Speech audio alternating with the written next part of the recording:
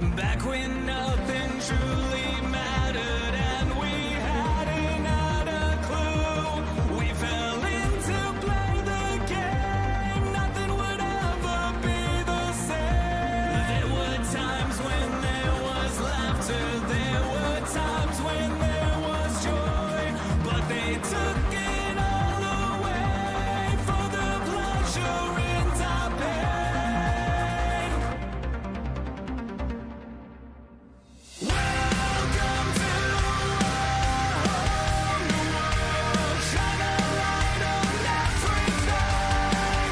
Please don't be scared for what we made. Welcome to our new world. All the lion tried to hide away from the scars we made. This is your chance to understand. We did not design this plan that was built for you. There's nothing you can do. This is my warning. This is your sign that you can't go run and hide. We will fight for you. You know it to be true.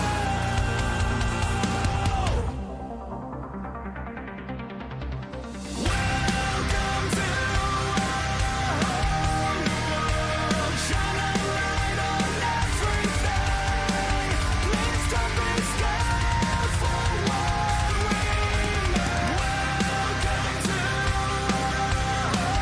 new world.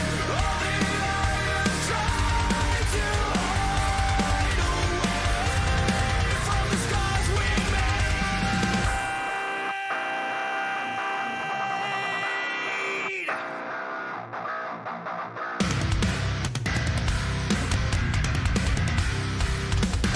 From the scars we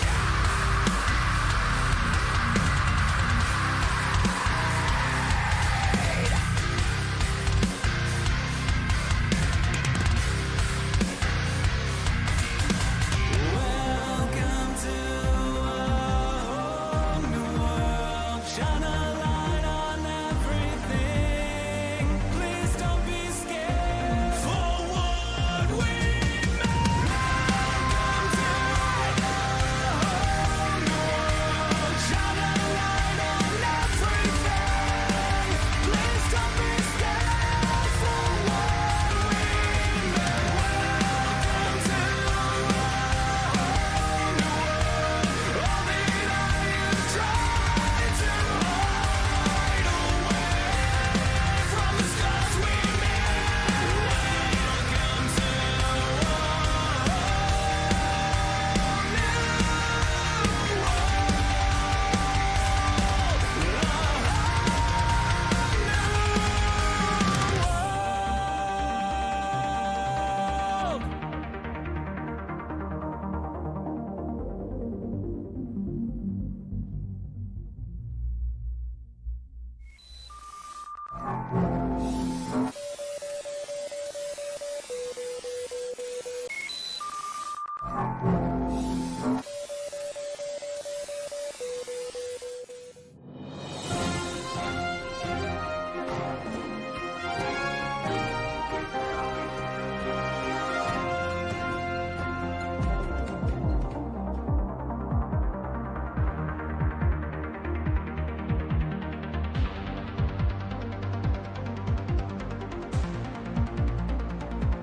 Back when nothing truly mattered and we hadn't had a clue. We fell in to play the game. Nothing would ever be the same. There were times when there was laughter. There were times when there was joy. But they took it all away for the pleasure in our pain. Welcome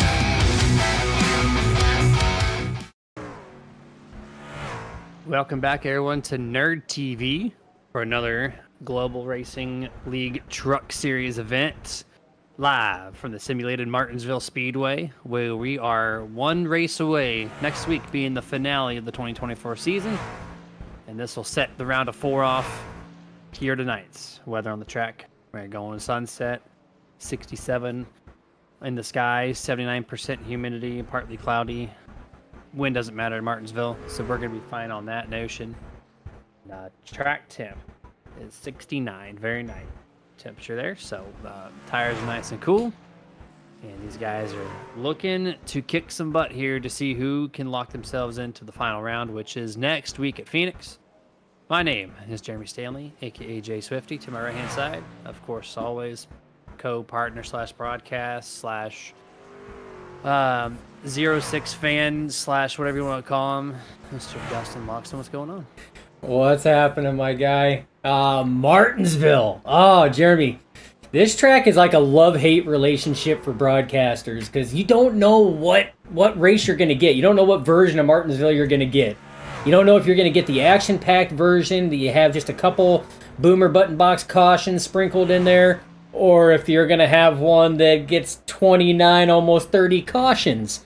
And the pace car actually gets the award for the most laps led. You don't know what version you're going to get, but these drivers here, I've been watching them in practice. They got solid trucks underneath them, fast lap times, championship implications on the line, Jeremy. So these drivers know that they have been told, hey, race smart.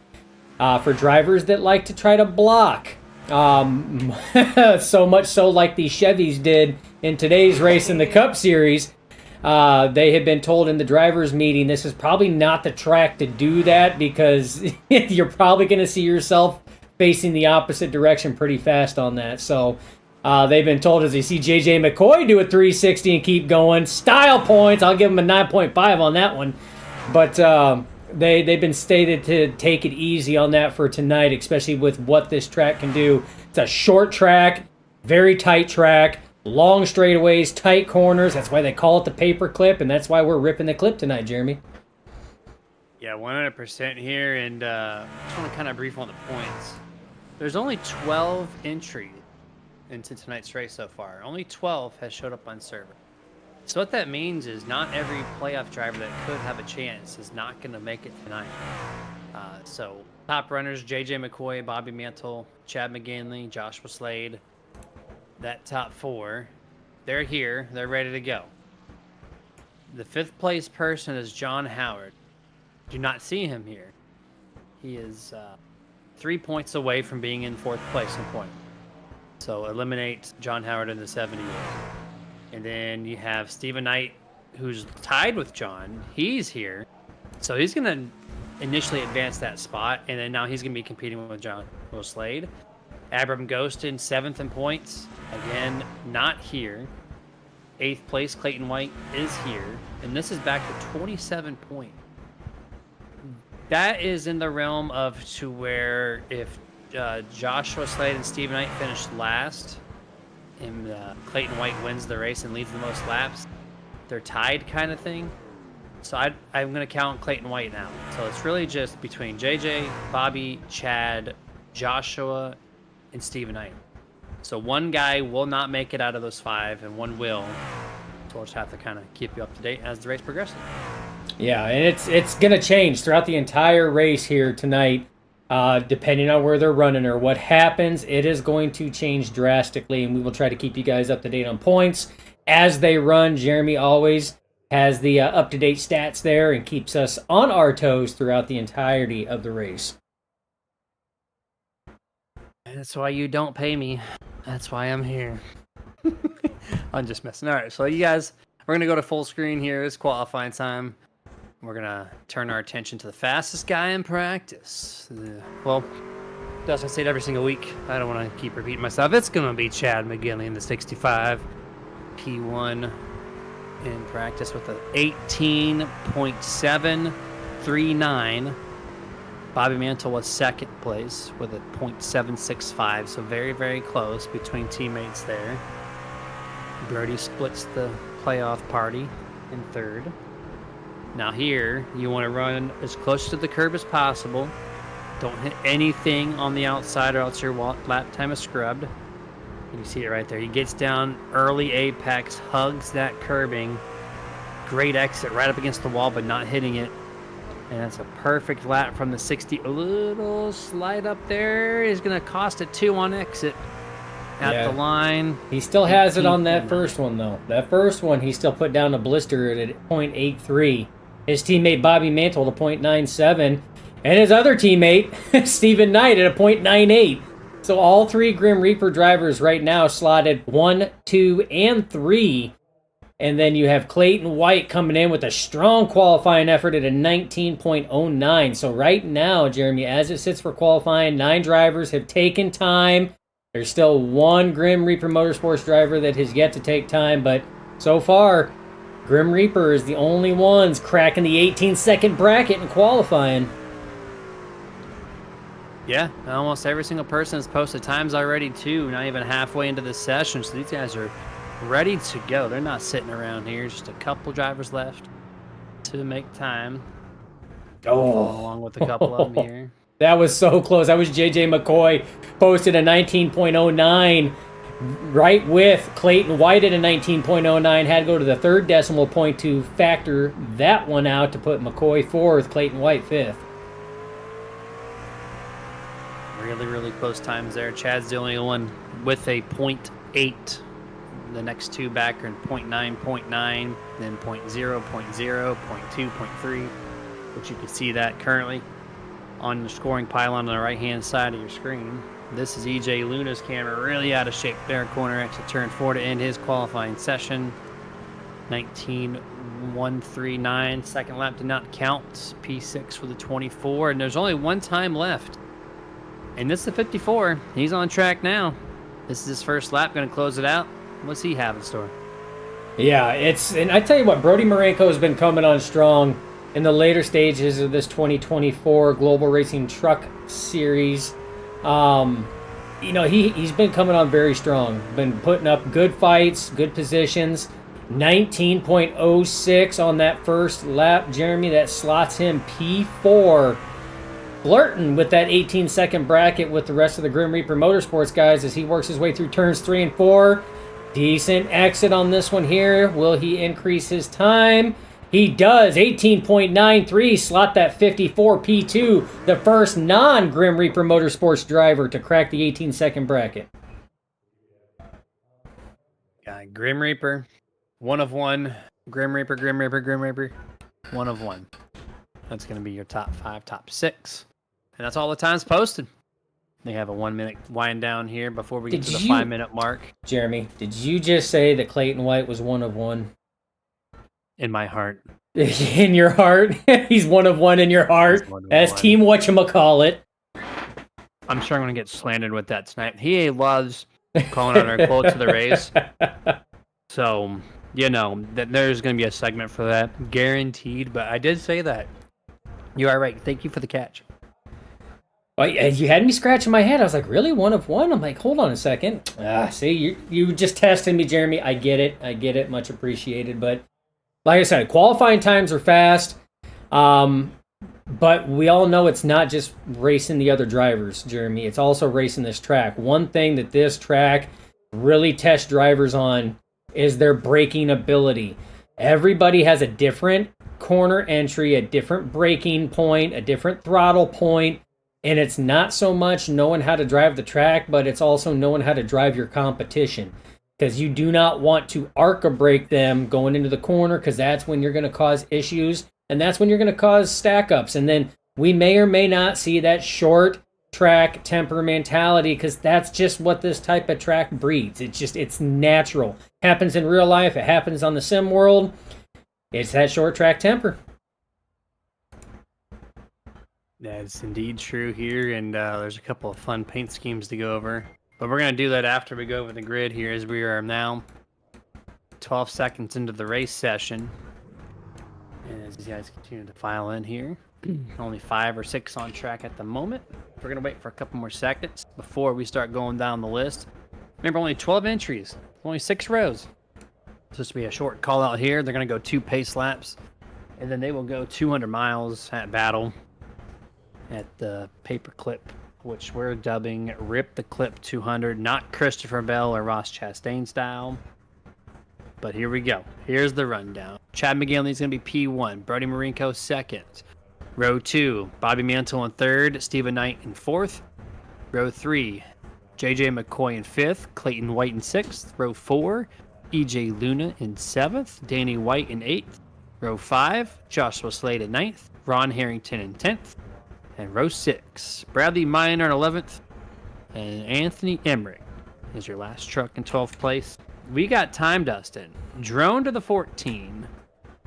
Every week, this team brings something fun for us. We're at a paperclip. You would not believe what's on this truck. Well, a bunch of paper clips. Look at that. Oh, Jeremy. Okay. Does that bring you back? Do you know where that's from? Tell me you know what that's from. That I can see the face. Hold on. Let me channel my inner nerd here. That's something we're supposed to be doing here for Nerditudes. I know his name. I know the movie or the show. It's not a movie, my guy. It's not? No, Right, that paperclip was the little helpful guy that because you're thinking that there's one in Toy Story as well, but that one there is the little paperclip helper that used to be in Microsoft Office for Microsoft Word, like 2000. Yeah, you're absolutely right. The facial hair on it though. Yes, that was an added one. Yeah, that reminds me of a certain face from a TV show. Look at. Help me with that. I got to point out There's Ron the other one, Harrington's. yeah. Yes, Ron that was the other Harrington's. one. Instead of Wheaties, folks, we've got Cheaties. I don't know when he's cheating. Oh, I love it. Oh, and a good play on that orange too. It's got that nice spec map orange on there. It shines under the lights. I love it. I love when drivers take pride in the cars that they put out here. I had in a league last year, I had a paint scheme. They ran Alex Bowman's scheme, but it was everything backwards. So it was Rivals instead of Ally, and it said "Do it wrong" as the slogan. I love it. It was so good, so much fun. Goodness. Oh, but I tell you what, man, we're in for a good show. These guys, these drivers, man, they're gonna put on a hell of a show. Pace truck pulls off turn 3. These guys got to work their way through turns 3 and 4. Chad McGinley, Brody Marinko will lead your inside and outside row as the Rip the Clip 200 is officially underway. Green flag flies. Chad McGinley leads them into turn 1. Will we go green to checker, or we will see a bunch of yellows? Who will know? Turn 1, turn 2, completed. Dwayne on YouTube saying, let's blank and go. Number 89, referring to Bobby Mantle, who takes over second place here. Single file, top 2, 3, and 4. Marinko slaps the wall a little bit off of turn 4. Is going to allow the third Grim Reaper truck, JJ McCoy, to file in third place. Top 5 now, single file. As Stephen Knight does clear the 14 off the corner exits. The majority of the field now, single file, completing lap 2. Yeah, and this is how it's going to be, Jeremy. You're going to see a lot of single file until drivers actually initiate a pass.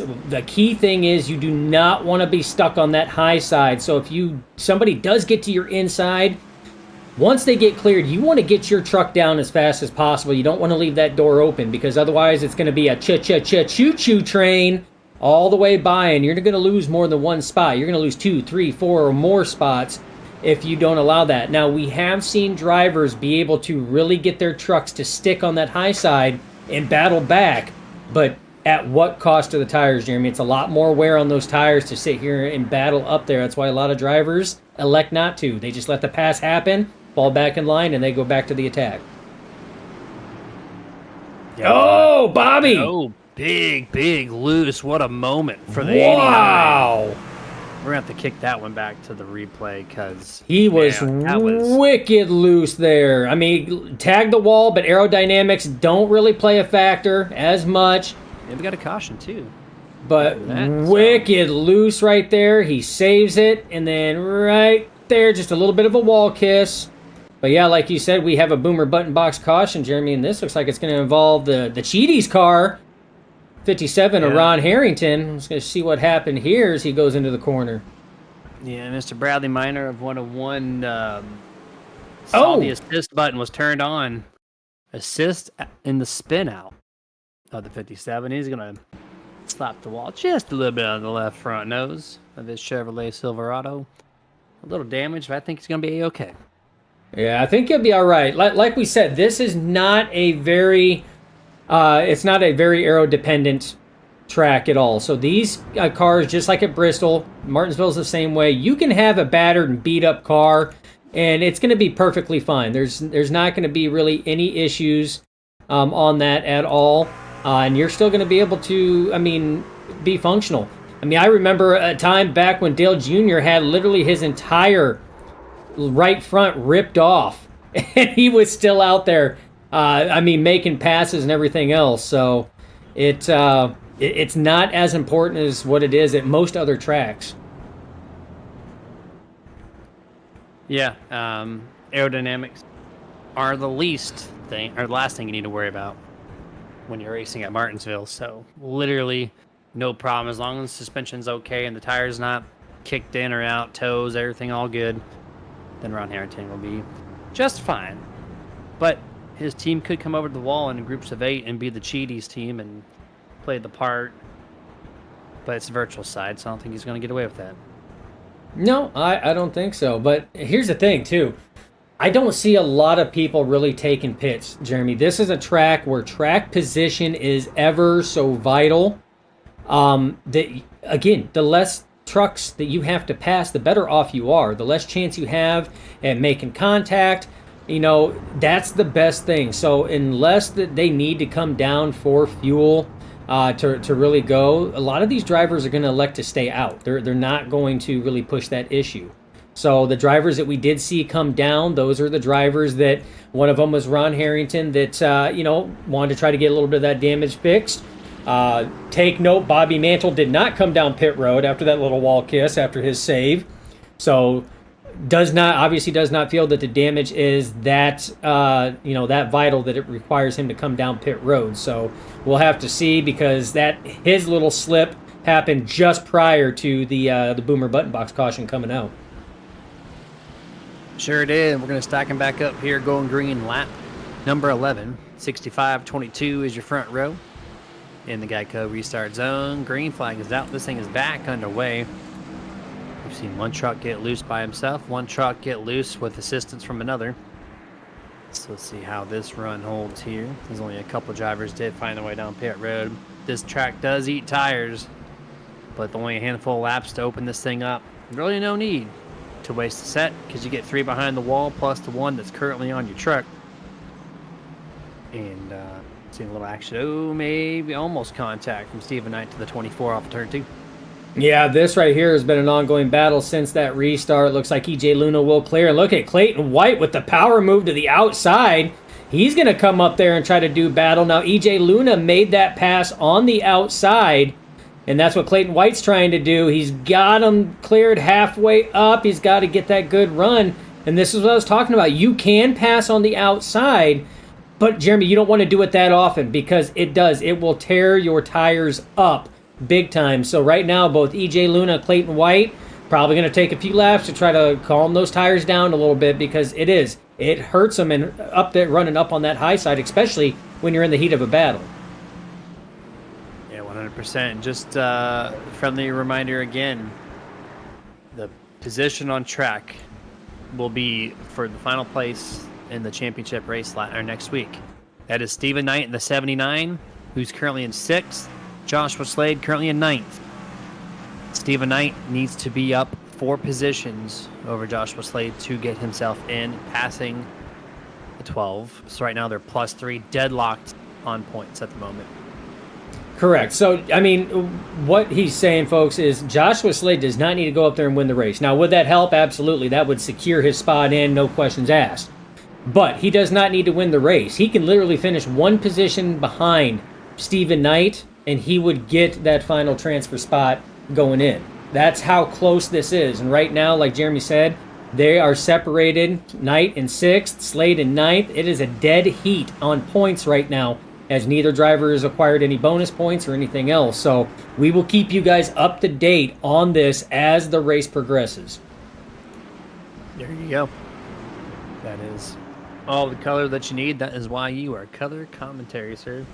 Appreciate that with that support. Looking at the 65, pull away from everybody else. But second, third, fourth, Look at that. fifth. Choo choo, here comes the train. The 22 holding up this line right now. Oh, yeah. He's been racing hard. Marinko's been trying to go. Ooh, a little bit of bumper tag there from EJ Luna. And EJ Luna going to get a little bit of bumper tag from Clayton White. Clayton White looking on the inside. There goes the 14. Woes it down side by side here. So, again, the 22 kind of holding things up, and that allowed the 14 of Clayton White to get that inside run. And he's going to go further forward here. And I tell you what, Brody Marinko's still trying to figure out a way to get that run to the inside of the 22 and just can't do it. JJ McCoy running a very good, solid defensive line around this track.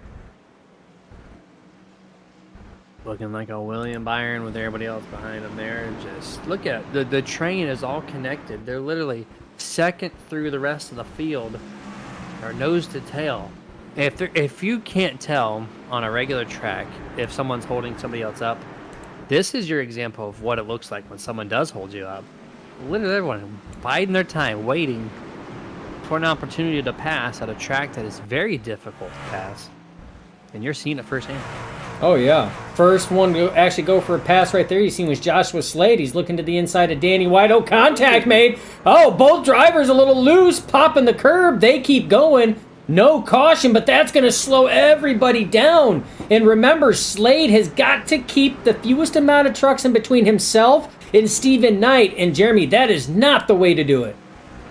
No, thankfully he didn't lose any positions there, but that potentially could have taken him out and Danny White. Thankfully, they both keep it pointed straight. We stay green. And that was, you have to make some moves to do something like that. And Slade slid up the corner exit, or corner center, just a touch. Enough to make the contact and get them almost both wrecked. But, man, that was a close call. It was. And folks out there, and for all the viewers, again, you know we appreciate and love you guys so much for joining in. At a track like this, it doesn't take much. Like at other tracks, you have minimal room for error. At a track like Martinsville, as tight as what it is, that minimal room for error goes to almost no room for error. So even the slightest slip on that, just barely moving up enough to, and it makes contact, is all it takes at a track like Martinsville.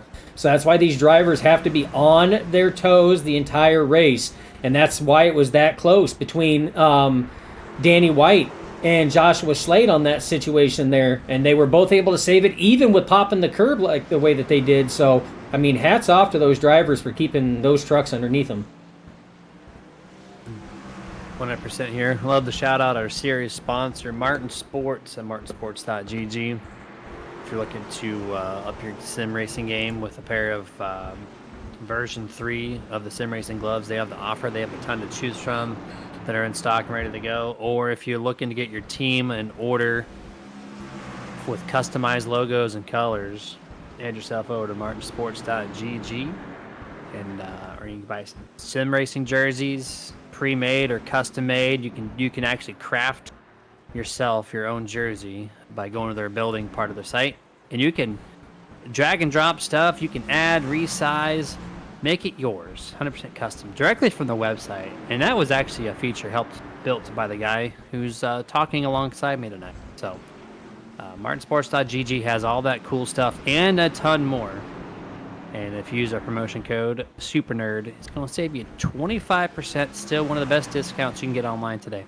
Oh, absolutely. And it's super easy, folks. I cannot stress that enough. You want a one-off jersey like that, just something breathable and easy, go to martinsports.gg. Right on that page when it loads, it will say Custom Design Studio. You click on if you want a hat, if you want a shirt, if you want a hoodie, and it's literally drag and drop, resize. You can drop as many logos on there as you want. Super simple. As we got a battle for P2. Brody Marinko, little bit of bumper, and now we got a little bit of door. Oh, Jeremy, I think we got some beef going on here. I don't think JJ McCoy was too happy with a little bit of the chrome horn that Brody Marinko gave him there. And that's going to allow Clayton White to go to the inside now as Clayton pops a curb. That's going to slow it. More door contact going on. And, oh my goodness, yeah, there was definitely some heavy beef right there as JJ McCoy drove the 54 down in the corner there after that chrome horn attempt by the 54. JJ is holding up the field, and he's got to know it. He sees that mirror full of trucks, just single file. And we're so early on. Brody's like, listen, I need to go. You're holding me up. So a little bit of a bump after 15 laps of patiently waiting. I don't think it was the worst call ever. I think that was another pass attempt right here, this time without the contact. And he was contacting him. He was bumping him down the straights. He was letting him know, hey, you know, I'm faster than you. If you don't sit here and get going, these bumps are going to get a little heavier than what they are right now. And he finally clears it. Oh, contact there between McCoy and Clayton White. McCoy now stuck on that high side, and if he doesn't get down to that low side, that door's going to be left open for EJ Luna as he's still side by side with Clayton White. The way JJ McCoy shoved Brody down in turn one. Yeah? Oh, the EJ Luna was coming in hard and heavy into that corner, and JJ McCoy just slammed the door on it. And then bring him single file just like that. You see the gap between the 14 and 22. That shows you how much JJ was holding up. These two drivers, they're just pulling away off into the sunset. But the way that Brody got just manhandled down below the curbing there and was able to not spin the thing out and not wash up the track, that was pretty impressive alone. And then Clayton White out of nowhere said, to make it even more fun, we're going 3 wide, baby. And somehow did not wreck. And then there we go. Now EJ Luna's down to, or attacking rather, the 22, JJ McCoy, and they're going to complete lap 38. Yeah, JJ McCoy struggling now with that mid-run speed. Again, we're working lap 39 of 200 laps. So we're at that mid-run cusp of a green flag run right now, and the mid-run speed is struggling right now. And again, you can see how much he was holding up the 54 and the 14 as they've kind of driven off. And right now, EJ Luna's knocking at the bumper as well. But again, that drive off, that is what's saving McCoy right now. So McCoy loses it on entry, on his braking entry and into the center. But from center off is where he pulls on the rest of the competitors. And that's kind of what's keeping him alive and afloat right now, Jeremy. Yeah, 100% here. And see the train still building up here as we're getting closer and closer to the 25% mark completed. Oh, Jeremy. 10 laps to go, 9 now before we get to lap 50. And what do you have, Mr. In-Race Reporter? Oh, Joshua Slade, after that contact with Danny White, has worked his way up to 8th, and he's about ready to start knocking on the door of the 89 of Bobby Mantle. So that puts him only 2 positions behind Stephen Knight. So if the race were to end right now, Joshua Slade would have that position by 1 point. They race for 9 months, and it comes down to 1, maybe 2 points. That's the game we're playing right now with these playoff formats. As we're continuing to get closer and closer, we're going to go to our first picture-in-picture commercial break, and we'll be back here shortly.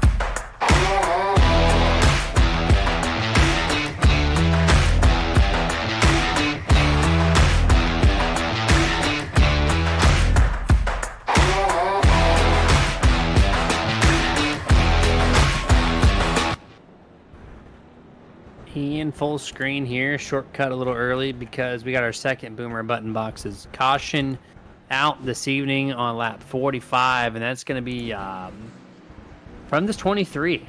Really, really loose. Anthony Emmerich off of turn 4. There you see him there. Overcorrection looking like Mantle, but then he overcorrects again this time. They're going to slide to the infield. Makes a contact just before the start-finish line on the infield wall. Nothing too heavy of a contact. You see a little pushed up on the right front, but he towed right away.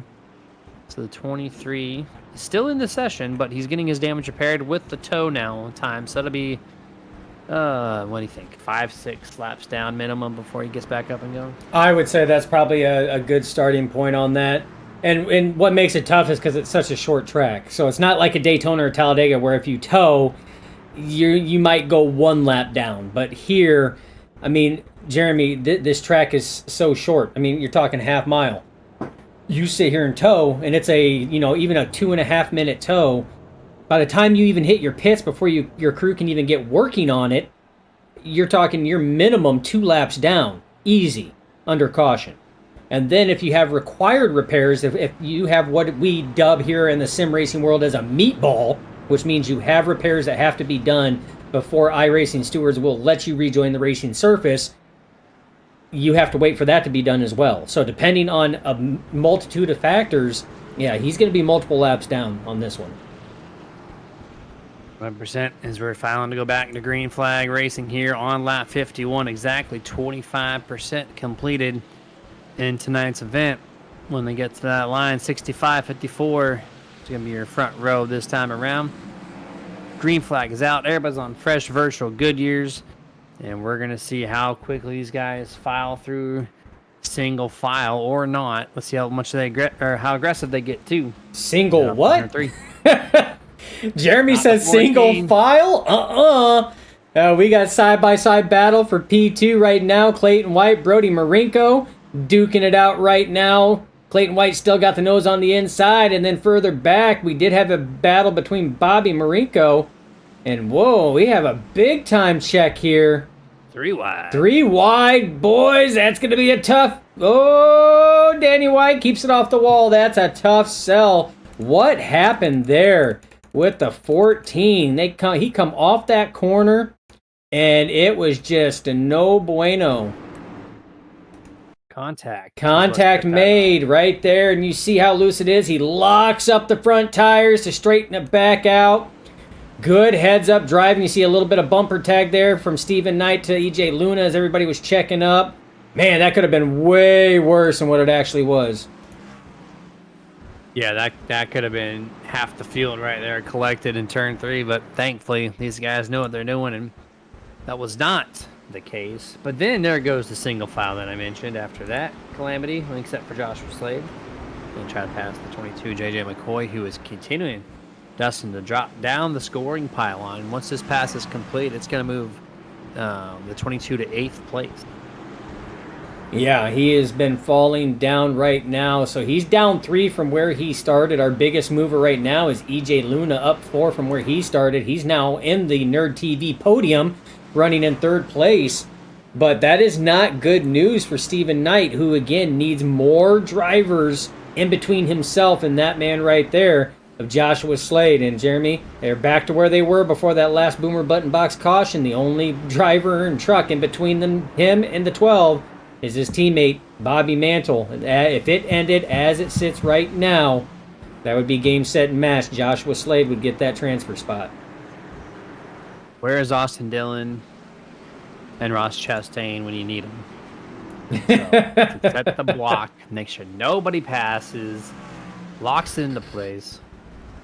But the 54 this time, Dustin, much stronger effort to try to keep up with Chad. He's learned a couple things from him. He's keeping it underneath a half a second. And so hopefully we might see a little bit stronger of a battle for the race lead as the next 15 and 20 laps kind of progresses. Yeah, we'll see what's going on, because up to this point, Chad McGinley has not had any competition. He was able to stretch that lead out quite a bit, and then he was able to just put it in cruise control. Not really burning the tires or anything. And Jeremy, we've talked about it before, and it rings true through and through. Catching a driver on a real track or even a simulated track is one thing, but passing them is something completely different. And the 54 is going to have to work just to catch the 65, and then he has to figure out how he's going to get around the 65. So it's going to be tough to see what's going on, but I mean, either way, he is putting on one hell of an effort and attempt right now to chase down that 65. He lost 2/10 that lap, back to .6. This little battle here. 79 leading the pack. So 5th, 6th, and 7th place. Currently on your screen. And the 12 and the 79, that's your final transfer spot on the screen. Right now, the advantage belongs to the 12. Unless 79 can somehow pick up 2 extra spots. 57, Ron Harrington. He's a little slow off of turn 2 there, letting some people by. See right there, and he's back to turn 3. It was he did the gentleman thing. It was the leaders. He was not going to interfere with anything that was going on. I would expect him to do the same thing with EJ Luna and Clayton White. Ron Harrington is probably one of the most stand-up guys when it comes to that.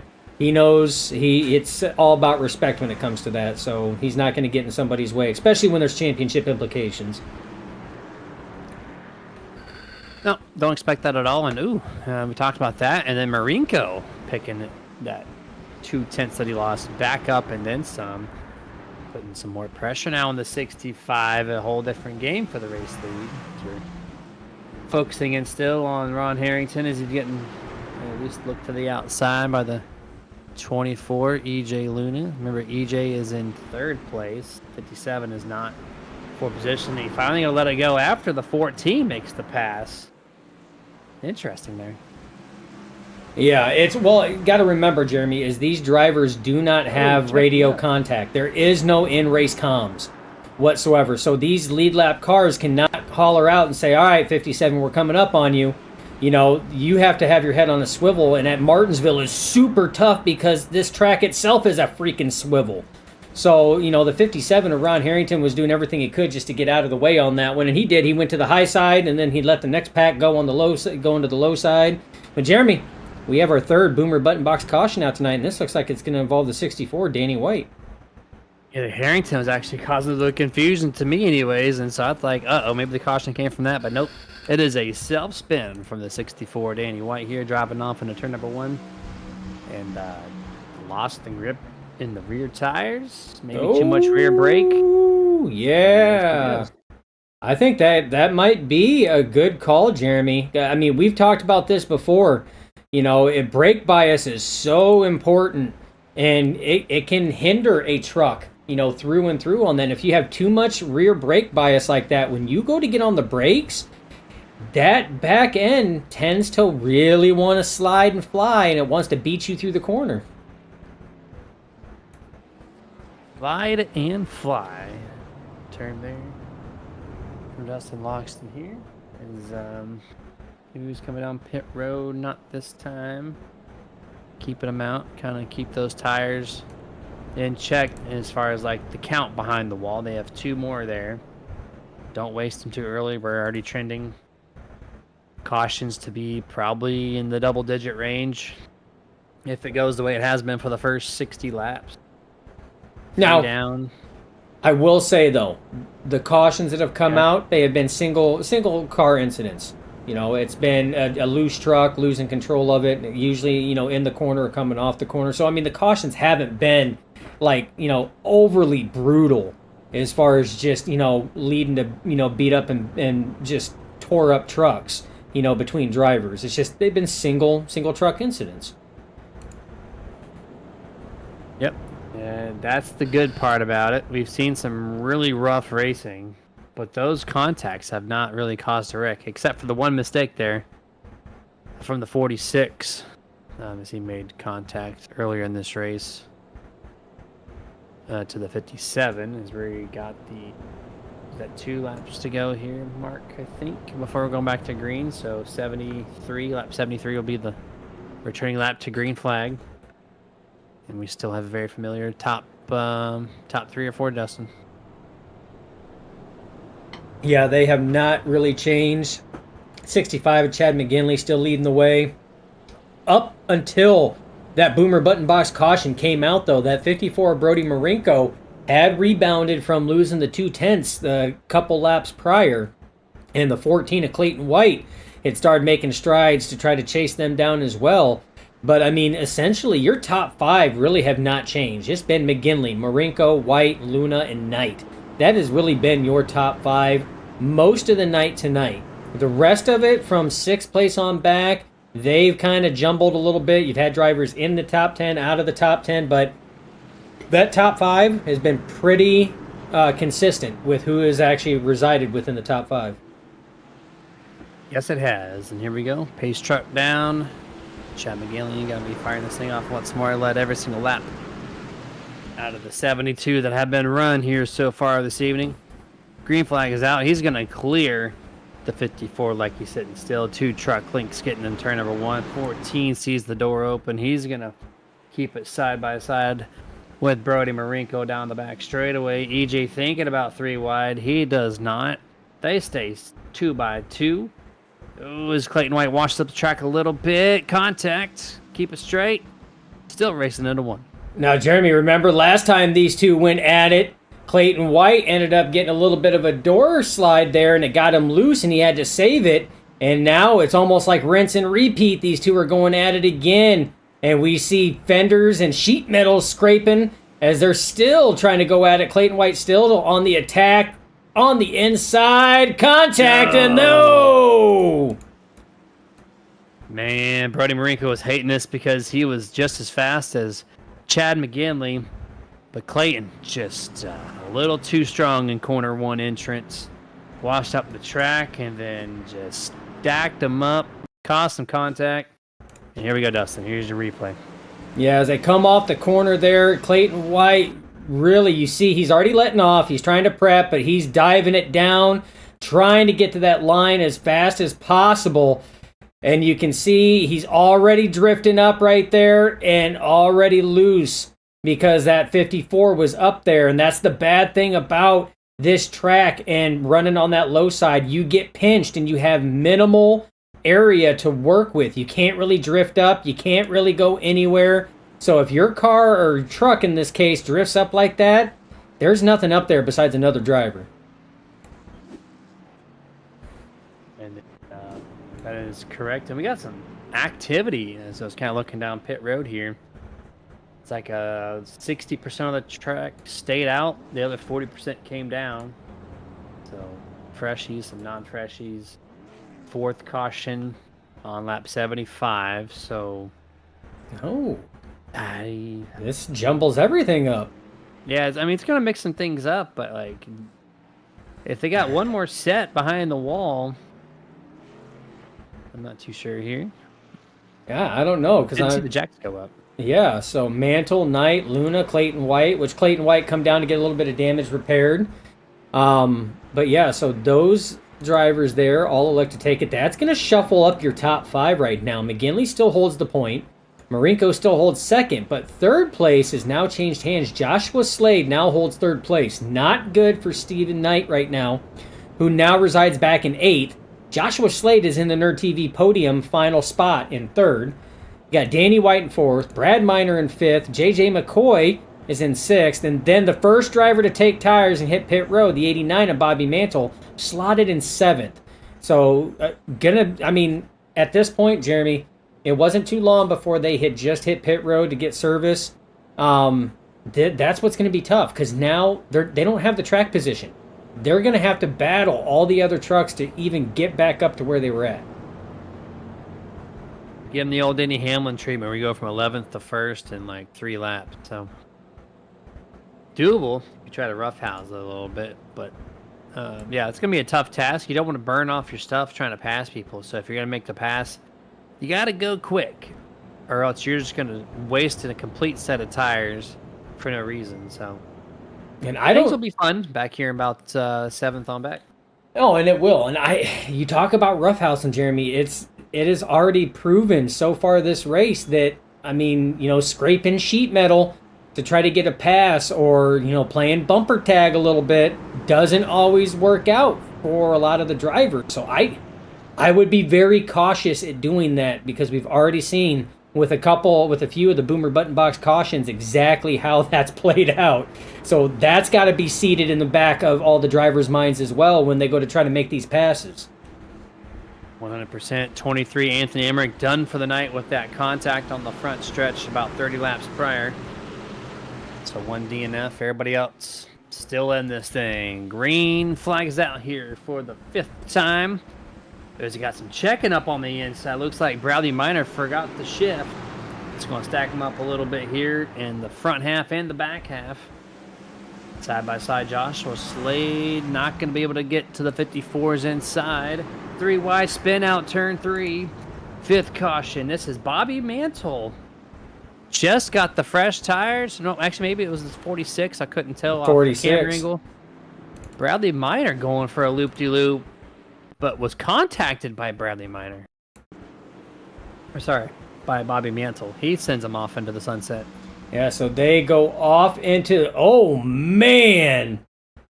That close rate was unbelievable on the 89. Oh, Clayton White gets a little scrape piece of that, but my goodness, Jeremy. We're going to sit here and watch that again in full speed. Watch the close rate on the 89. So a little loose there, but going into the corner, just watch this. And whoop! Ho! Hello! And off and around we go. Where we stop, no one knows. Well, screen time for Geico there once more.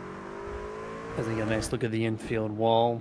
And yeah, that was a strong entrance from the 14, 88, and 89. I feel like Clayton White and Bobby Mantle were racing each other and just forgot there was 2 trucks in front of them. And the 46 Minor was the first one to make contact with. Yeah, absolutely. He's got the 24 EJ Luna coming down pit road to the surface of his crew. And Jeremy, it looks like he's got some damage to the front nose of that Chevy Silverado front grille and bumper. Looks like it's getting caved in just a little bit. So you do see the jacks going up on that truck there, as it looks like he is getting tires. That will be a 4-tire stop, Jeremy, and in for repairs, at least in some way, shape, or form, as yet he is sitting there for some repairs. So trying to get a little bit of that done, which aerodynamically doesn't matter, but with these trucks, Jeremy, you know as well as I, if those front grills get beat in too far, it can affect the cooling of these motors. So your water and oil temps can get up there if it's not getting enough virtual air in that. So definitely a good call on the 24 if he felt like it was possibly at a risk factor of overheating. Very true there. His next lap.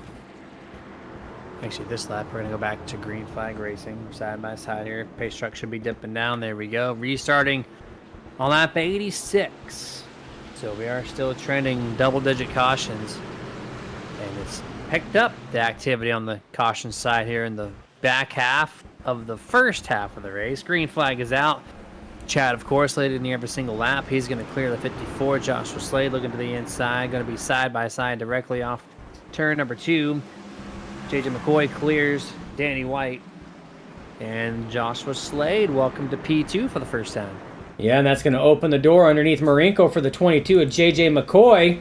And again, remember, these 2 drivers had beef earlier in the race as well. A lot of sheet metal grinding between the 22 and the 54, and they're duking it out right now for that P3 slot. Still side by side as they go off into the corner here. Who is going to get it? Right now, the 22 has it just by inches. There you go. A little bit more of the door slam coming back through. Oh, heavier contact in the corner. This is heating up, Jeremy. And he gives it up. He said enough's enough with that. And he's going to not go side by side in a turn 3 single file now, as they've settled it out momentarily here between these 2. And yeah, I was very curious to see how that was going to go. They had multiple sets of contacts, and that really separates the 12 and the 65 now. A second of gap between second and third. Oh, yeah. Right now, you got the 65 and 12. They're in their own little zip code. 12 trying to chase down the 65. Again, doing an excellent job. Hasn't really fallen off too much since the start. You know, a 10th here, a 10th there. But they've gapped themselves away from third place. Marinko now clear of the 22. can now try to start chasing down Slade. And then you got this pack of 3 right now, led by the 22 of McCoy. You got Danny White in the 64, 14 of Clayton White, who has been in a couple incidents already. Just barely got into the last one there, a little bit of door scrape there when the 46 of Brad Miner slid up the track, but he's still putting a lot of pressure on the back bumper of Danny White as Danny White's trying to figure out a way around the 22. Danny White here, trying to make moves. He's riding on board the 14, Clayton White.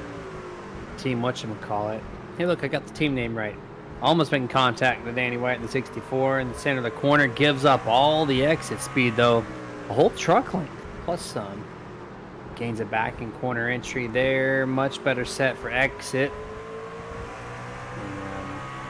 Yeah, this is the part of the run to where you know if you got the mid or long run setup. And a lot of these guys seem to be pretty equal for the most part. Yeah, they really do. And this is what's hard, too, is because for the most part, it is a single groove line through the corners. Down low, we've seen a few trucks able to get the high line going and make passes up there, but at the cost of their tires. So drivers typically don't like to go up there unless they absolutely have to. So it takes a couple of laps to get these passes set up. Right here you see Clayton White on the inside of Danny White. White versus White, ironically enough, in a white and a black truck. But it took Clayton White 2 laps to get the set, to get it set up, to get the run going, to get the nose on the inside. And that's what this track produces. That's the kind of racing. Like, you have to work to get these passes even set up. Yeah, work is that's a good word to describe that. A lot of prepping sometimes. If you're equal on speed, you have to figure it out because you get the corner exit. The truck in front gets the advantage by getting the power down first, of course. So it's just how do you not without putting the bumper to them? So. Very tough here. You see that pass there. Now cycling back to P2. This is the 12. Joshua Slade. Slightly falling back behind the 65 of McGinley. And as they've kind of calmed down, we're going to try this again. We're going to go picture in picture just for a little bit. We'll be right back.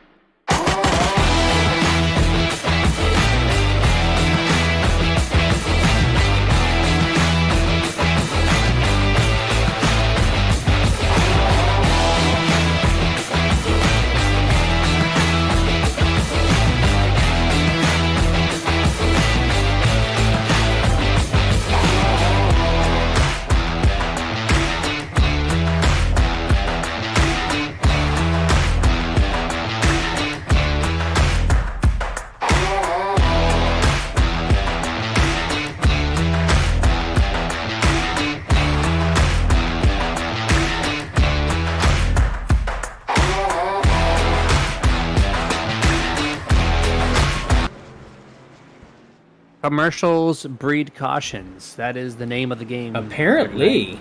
Rip the clip 200. This time, I thought I saw in the very corner of the screen, but JJ McCoy, a little loose there. He's going to find himself even more loose on this corner exit. Hey, well, corner, not even corner center. He was already gone. Oh, Right in front of Clayton White. But you're going to see some contact here with his teammate, maybe. And then the teammate gets some hit, or gets some contact from the 57 out of all this. Oh, see, he misses it there, but that curb, that's what slides the 79. But watch this. The 57 Ron Harrington coming in.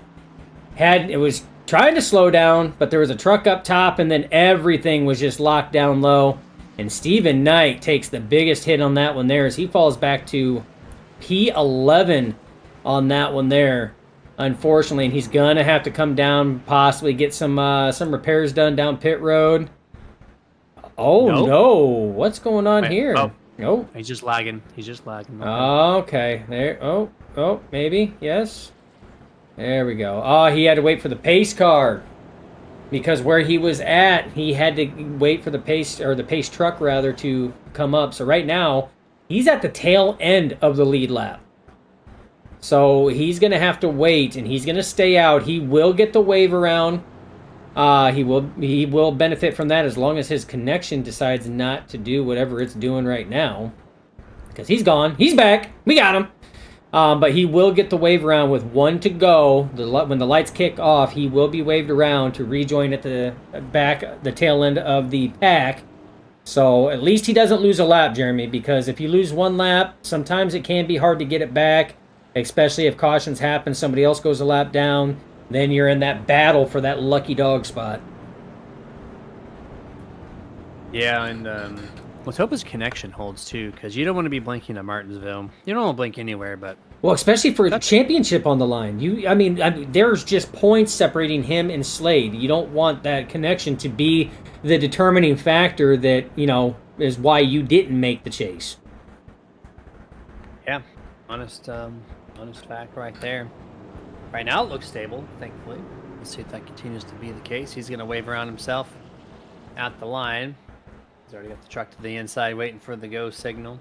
And Lights are there on. he goes. Yeah. So he needs to be in front of Joshua Slade by 3 spots. Joshua Slade currently P6. Stephen Knight will resume on lap 11. It doesn't look like there's much damage to that contacted area of the truck on that right rear, so I think we're okay. Yeah, I think he'll be all right. Like I said, he's got a little bit more work ahead of him right now. He's got to get up to Slade, he's got to get around him, and then he's got to get some trucks in between himself and Slade. But right now, Mantle, Luna, your front row leaders right now. Green flag flies. These will be the first laps led by Bobby Mantle tonight as he jumps out to an early lead. 2 by 2 behind him. You got EJ Luna on the top side. McCoy looking low. McGinley, third in line on that top side right now behind Luna. And then you got Joshua Slade. There's Marinko. So a lot of your top 5 drivers that have been up there now battling in traffic, trying to make their way back up. Yeah, McGinley does not know what it's like to race around traffic right now. He is learning as he sits behind the 24 side by side.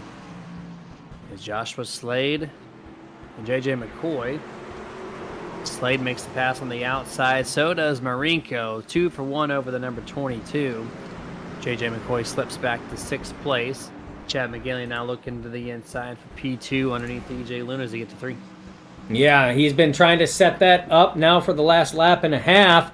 And he's going to get that pass. And Slade and company is going to follow suit behind as that door was left open, and Marinko is going to follow suit as well. EJ Luna not able to shut that door, and there's that choo-choo train on that inside as they are running. So Luna, who was in 2nd place, is going to fall all the way back to 5th as it sits right now. Finally able to shut that door to get back to the inside, but we got a battle heating up with teammates up at that lead, Jeremy. Mantle, McGinley for P1. Mantle blocks his teammate into turn 1 and does so again into 3. Puts the block as he saw the move almost. Oh, there is contact. Oh! To your no contact outside of the initial bump. That's your 7th caution. And, well, I do have to bring this into picture because the 65 did miss a race, right? So, Correct. points-wise, he's been so good up front, we haven't worried about talking about him. But he's only 1 point ahead of Joshua Slade. So if, 79 Stephen Knight were to finish 4 spots ahead of McGinley, that ties them into 65.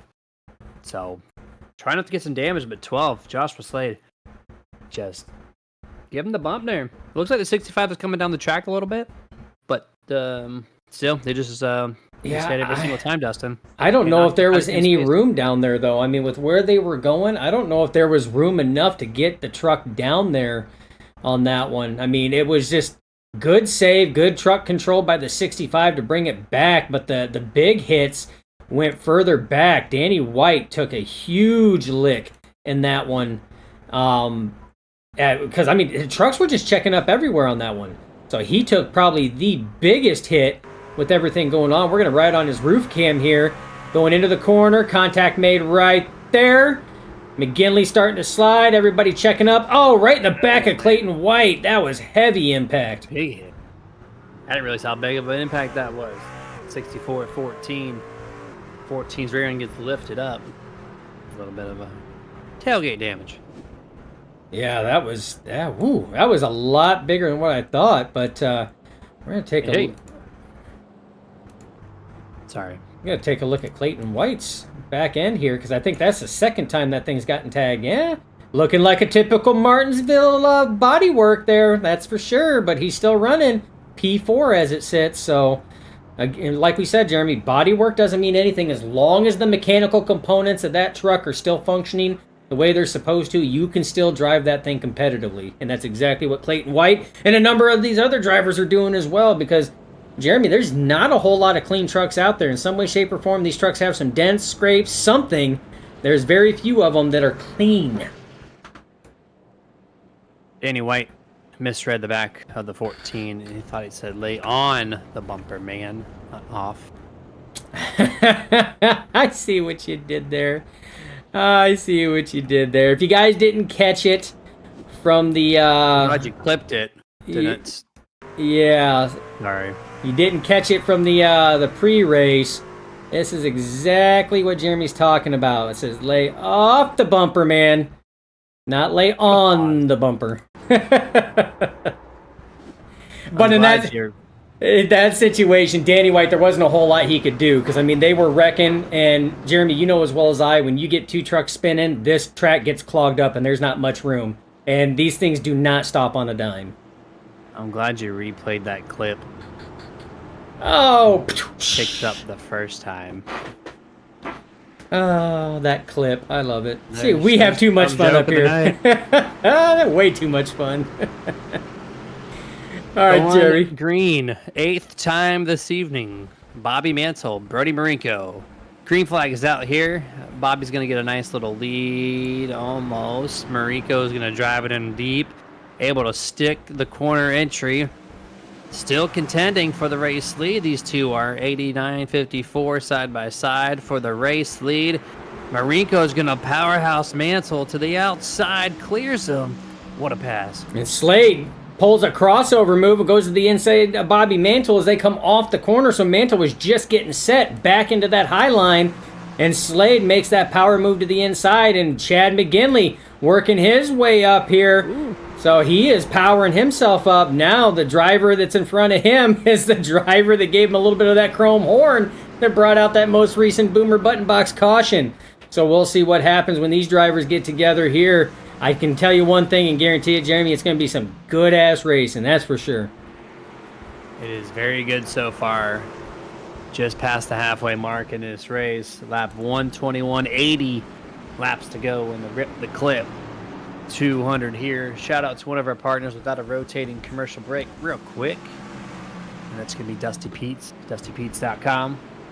Anything nerdy that you want to shop around for, go ahead and head over to this place. They got action figures, comic books, a bunch of collectible trading cards, NASCAR diecast for the NASCAR nerds out there. So great local shop up there in the New York area, kind of near Watkins Glen. So if you want to just even pay a visit to the website, that would really go well with Dustin Sorber over there for dustypetes.com. And use the promotion code SUPERNERD. It's going to save you 15% off your online order of $20 or more.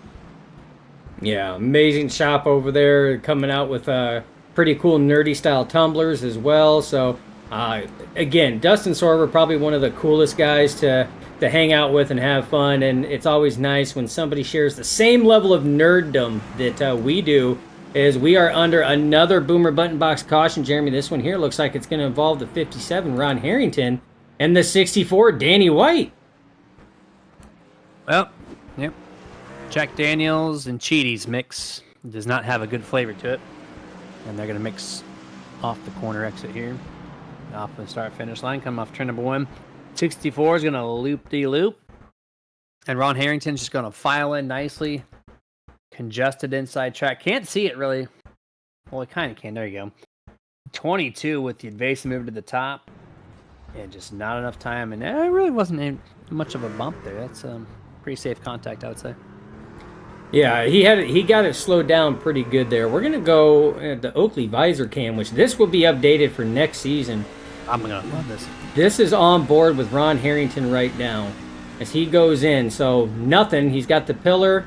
He can see it right there, and you can see he's trying to straighten up. He doesn't know which way he's gonna go. Should I go straight, left? No, because he's got the curbing on the inside, and if he hits the curbing too hard, that's only going to add insult to injury.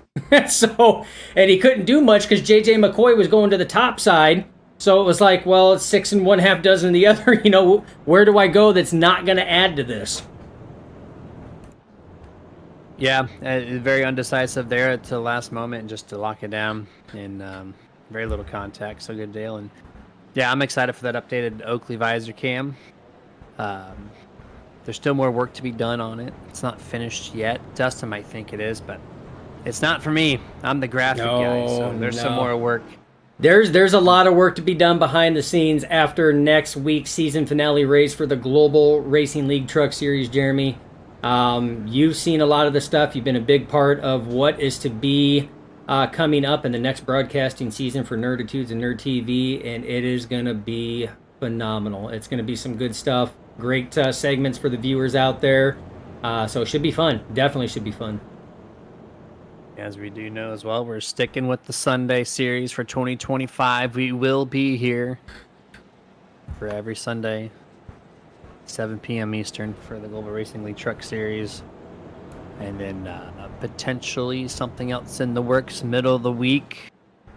As we know, we've announced on this past Tuesday, we're not going to be rejoining RSR. They had their season finale this past Tuesday, so we will not be live then, at least for their league. But we got something coming up, brewing real shortly, probably in a month and a half, roughly. So we'll see what that entails here. But Pace Truck is down, right? Yep. Nope. Nope. They're just laying. Why are they lagging back? So yeah, far? I was just thinking the same thing. Like that is, they are lagging so far back. They are unformal, but I didn't see a Pace Truck. Well, there we are. Now we're to the Pace Truck for whatever reason. And, all right. Chad McGinley, Dustin, still trying to figure out how to get around this traffic. Yeah, he put himself back here in third by pitting and other people stayed out. And then he's got tagged in the rear. He's had to go up high, low. And he's going to get there, but he's having some fun doing it. And fun with quotations around it. Yeah, the Pace Truck pulls off. Marinko leading the way. Slade, his dancing partner, to the outside. And you got McGinley and Knight. Second row inside and outside. Green flag flies. Marinko clears him, pulls up in line. That leaves Chad McGinley to the inside. He's got a nose on the inside of the 12. He's going to try to follow on through side by side. McGinley, Slade off of turn 2. As they get into turn 3, Slade has nowhere to go, has to keep it up top there. Still side by side as they come off at turn 4. Drag race down. Little loose for the 65 off of 4. Little contact there at the inside of the 12 is the 65. Slade trying to do everything he can to keep Chad behind him, but they are just dead heat side by side entering turn 3 this time. Chad's going to slide up the track just a little bit to utilize that to his advantage, and it's going to work and to give him half the truck length. Gets to 3. If he does it one more time, this should secure the spot. Nope, he just naturally just does it. On speed there. Now it's single file for the whole field. Yeah, single file. Now the 65 McGinley can set his sights for the 54 Marinko, who is taken off. Got himself a 2 to 3 truck length lead over McGinley. And it is single file all the way back, Jeremy. So besides Marinko and McGinley, Slade is in P3. EJ Luna finds himself slotted P4. And Clayton White, who has found himself all over this track, in some areas not where he wants to be, has found himself back in the top 5, clawing his way forward. Perseverance is that man's middle name. And then again, that point battle we were talking about, Stephen Knight runs in P6. His battle partner right now for the points is Joshua Slade in P3, Jeremy. So right now, Slade has got to have some trucks. He's got to get up to Slade and get around him. And he's got to have Slade to fall back to get some trucks in between them. Otherwise, this points battle is going to be over before it even has a chance to begin. Yeah, it's right now trending not in the favor of the 79 to make any advancement over the 12. 136 laps into this race. That is 65 laps to go in the Rip the Clip 200. I think they can make it on fuel and tires. So as long as we stay green, if we do, this should be it for stops. So we're just going to see who's going to win the race at this point. We know the 54 and 65 are really similar in times. The edge going to Chad McGinley. Joshua Slade is actually holding up quite nicely with these first two trucks. Yeah, he's hanging out right back there, ready to pounce and strike the first chance he gets. He's closing in real close to the 65. And this battle here, Jeremy, there is not a lot of space in between these trucks at all. I mean, you sit here and look as they go through the corner, and that's even EJ Luna.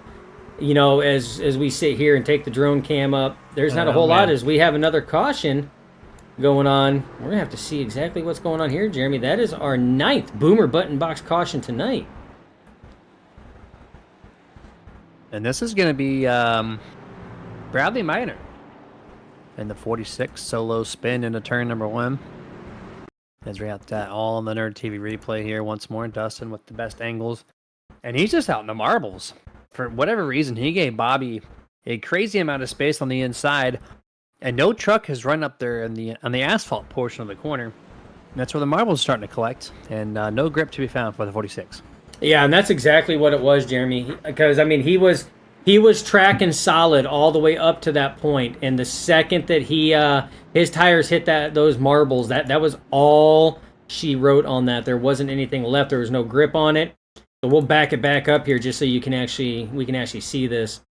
So as he was going in the corner, he was given the 89 of Bobby Mantle the space, and he could have kept it down one lane, but he kept it above those white lines there and above that cement pavement, and there's nothing up there, like you said, Jeremy, besides marbles. So all those tires do, it's literally like driving on ice, especially when you go in full speed like that under braking. That truck does not like that. Really does not.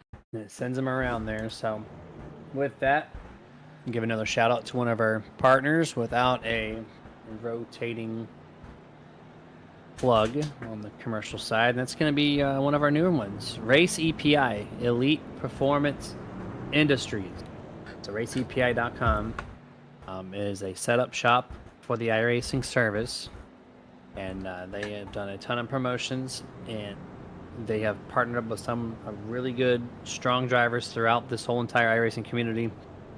And they have some really good setups. They don't just partner well. Their setups actually run very, very well. I have had multiple setups from multiple companies in the past for the same car and track combo. And my favorite, unbiased, it could sound biased, but it's unbiased, that Race EPI feels the most comfortable and are still faster at the same time. You don't have to be on edge as much as what some people think to get the performance out of your vehicle.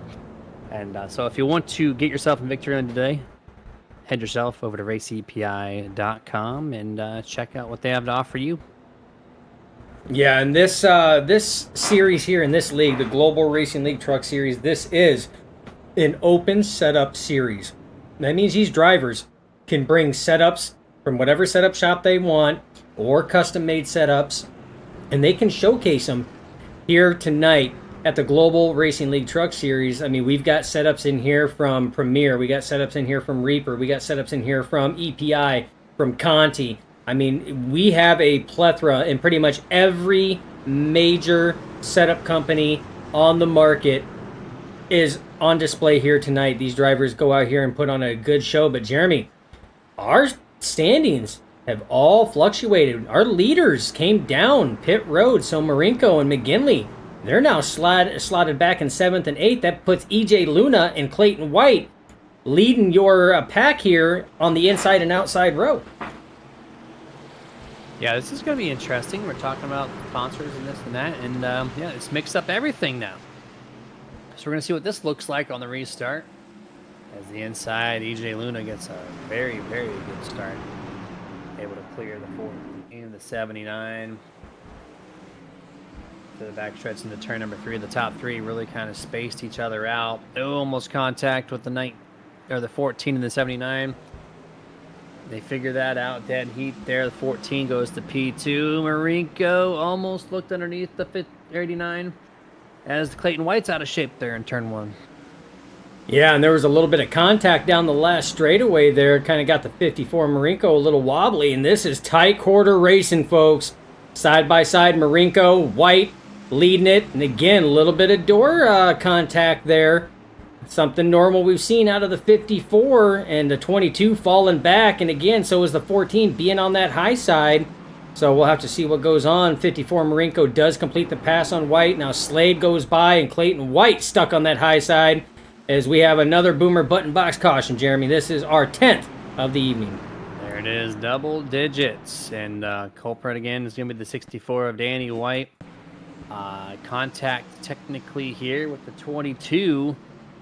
This is a very weird one. 22 just comes down the track, not expecting Danny to make an advancement, and just upset the 64's nose.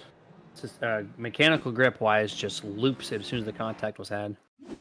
Yeah, and I mean, the thing is on that one, I mean, drivers are usually told don't dive bomb the corner, but the 22 is up so high. Like, he was up in the gray and left an entire 2 lanes worth down there and then come down to diamond that corner off to get the run. And I'm like you, I don't think he expected the 64 to try to take advantage of what he had left open on the inside there until it was too late. Yeah, and Danny White did not leave the curbing. Like, his line was solid through that corner, so just a little bit of a, I did not expect to see you down there kind of contact, and unfortunately, it sent the 64 sideways. It's so unfair in that kind of moment. I've been a part of that wreck so many times to where I'm going to pass somebody, but the guy who chops my nose is the one who's safe, and the one who's trying to make the pass cleanly gets clipped and spins out because it's just weight transfer is so weird sometimes. Slow speeds, high speeds, does not matter. And Danny White was affected by that one. Absolutely. And now something else that was affected is your running order and championship standings, Jeremy. So after pit stops and that last green flag run that we had, Stephen Knight is now P2. Joshua Slade is P5. So, Jeremy, that would put them as if the race ended right now. It would be a dead heat tie in points. And that's why we said, folks, this stuff is going to bounce back and forth all night long. And we're just trying to keep you guys up to date on where the two are at because that's a very crucial cut line. Yeah, and we're 75% done. 50 laps, which goes by quick at the paperclip. So, takes a couple more cautions. Maybe we see one of the top guys like the 12 and 65 make contact once more, and then just like that, Stephen Knight has a free send into the playoffs for the final race next week at Phoenix. So yeah, we're gonna definitely keep update on this thing here. Green flag about to fly. EJ Luna gonna control the start for the second time in a row. There we go. Great launch there. A little bit of a brake check start. I'm not a fan of those, but they're very effective if done right. And it's going to send them 3 wide almost. Marinko looking. Does not make it happen, though. Single file top 2, 3 and 4 now. 2 by 2. Stephen Knight's going to try to do a little arch corner there. Not going to work. Joshua Slade, P3. Yeah, and these are your two battling for the championship standings right now for that transfer spot. Slade is going to move up to P2 as it sits right now as he's battling side by side with Bobby Mantle as they go off into the corner. And right now, Slade has got that run, move him up to P2, but here comes Chad McGinley on fresh tires. Oh, JJ McCoy way out of funk back there as he has to go way low, and he's loose and spinning. Oh, right in front of Danny White. Danny White. Man, oh man, this guy cannot not avoid wrecks. His fault, not his fault. Doesn't matter. He's finding them. Oh, and Jeremy, shall I say it? Well. Shall I say it? Man, what's on the stovetop, sir? Oh, I think we got beef on the stovetop. These two have come together so much. I mean, you do have Stephen Knight up top, but the 54 is right there. And look at the turn down. Yeah, was there contact made, Well, though? I don't know. We It's- need the Oakley visor cam, sir. Oh man, that's a tough one. It's so, if there is contact, and that is what has led to this, it's just so ironic that it is these two that are at the center of it. So he's coming through the corner right now. You see Steven Knight's going up top a little bit. He has a higher approach. He's still turning down. We may have to go to a different camera angle. I don't know if... Oh, man. I don't know if contact was made there. Yeah, I thought the 54 turned down into the 22, but that was not the case. So now we have to look up the 22 and see what his wheel motion looked like. All right, you can go chase camera too. Yeah, see who moved up or who moved down on this view. Tough, so tough to call. 54 started coming down, then started going up. 22 looked like it was a little bit of a drift up on that one. Oh, 22 loose. Yeah, 22 was loose off the corner. So this was just a product of side-by-side racing. I don't think there was anything between those two. Coincidental. Yeah, just coincidental that it was happened to be those two drivers that had been beating and banging and everything else all race long that was at the center of it. But yeah, that one there was just side-by-side racing, almost a 3-wide situation, and the 22 just getting loose on that and just slightly drifting up and making contact that just got him out of funk a little bit more. So, man, that's, again, how hard the racing is here. There's not much room, like, at all, Jeremy. There really isn't. And when the time is really close to being done, things amplify, of course. If you watched this past weekend, truck race in the real life was not the most pleasant thing to watch. Mark Martin even was on X saying, we have lost all our moral. I forget how it was. We've lost all moral in racing. Like, there was just... Xfinity was so much better. So much better. But the trucks, yeah... You know, but that's part of the nature when you have the playoff system. You stack them up so tightly. You got to do some moves maybe you don't want to do and you're not proud of. But we're going to see what this last 40-some laps entails. Your green flag is out. The 24 gets a great launch over the 12. 12 dives deep.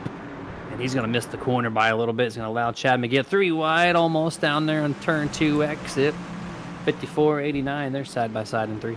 Yeah, your top 3 now single file. Your battle right now is for 4th between Mantle and Marinko. Marinko holds that inside line, still has a nose there. You see Clayton White on the inside of Steven Knight. So that's a side-by-side battle. Clayton White going to complete that pass. And we are under another Boomer Button Box caution, our 12th of the evening, Jeremy. If it's not the 64, it's either the 57 or 46. And together, they will wreck each other in harmony in turn 1. And it's a little bit of a late breaking a point from the 57. Outside corner contact. Look at him. He's not making the corner at all.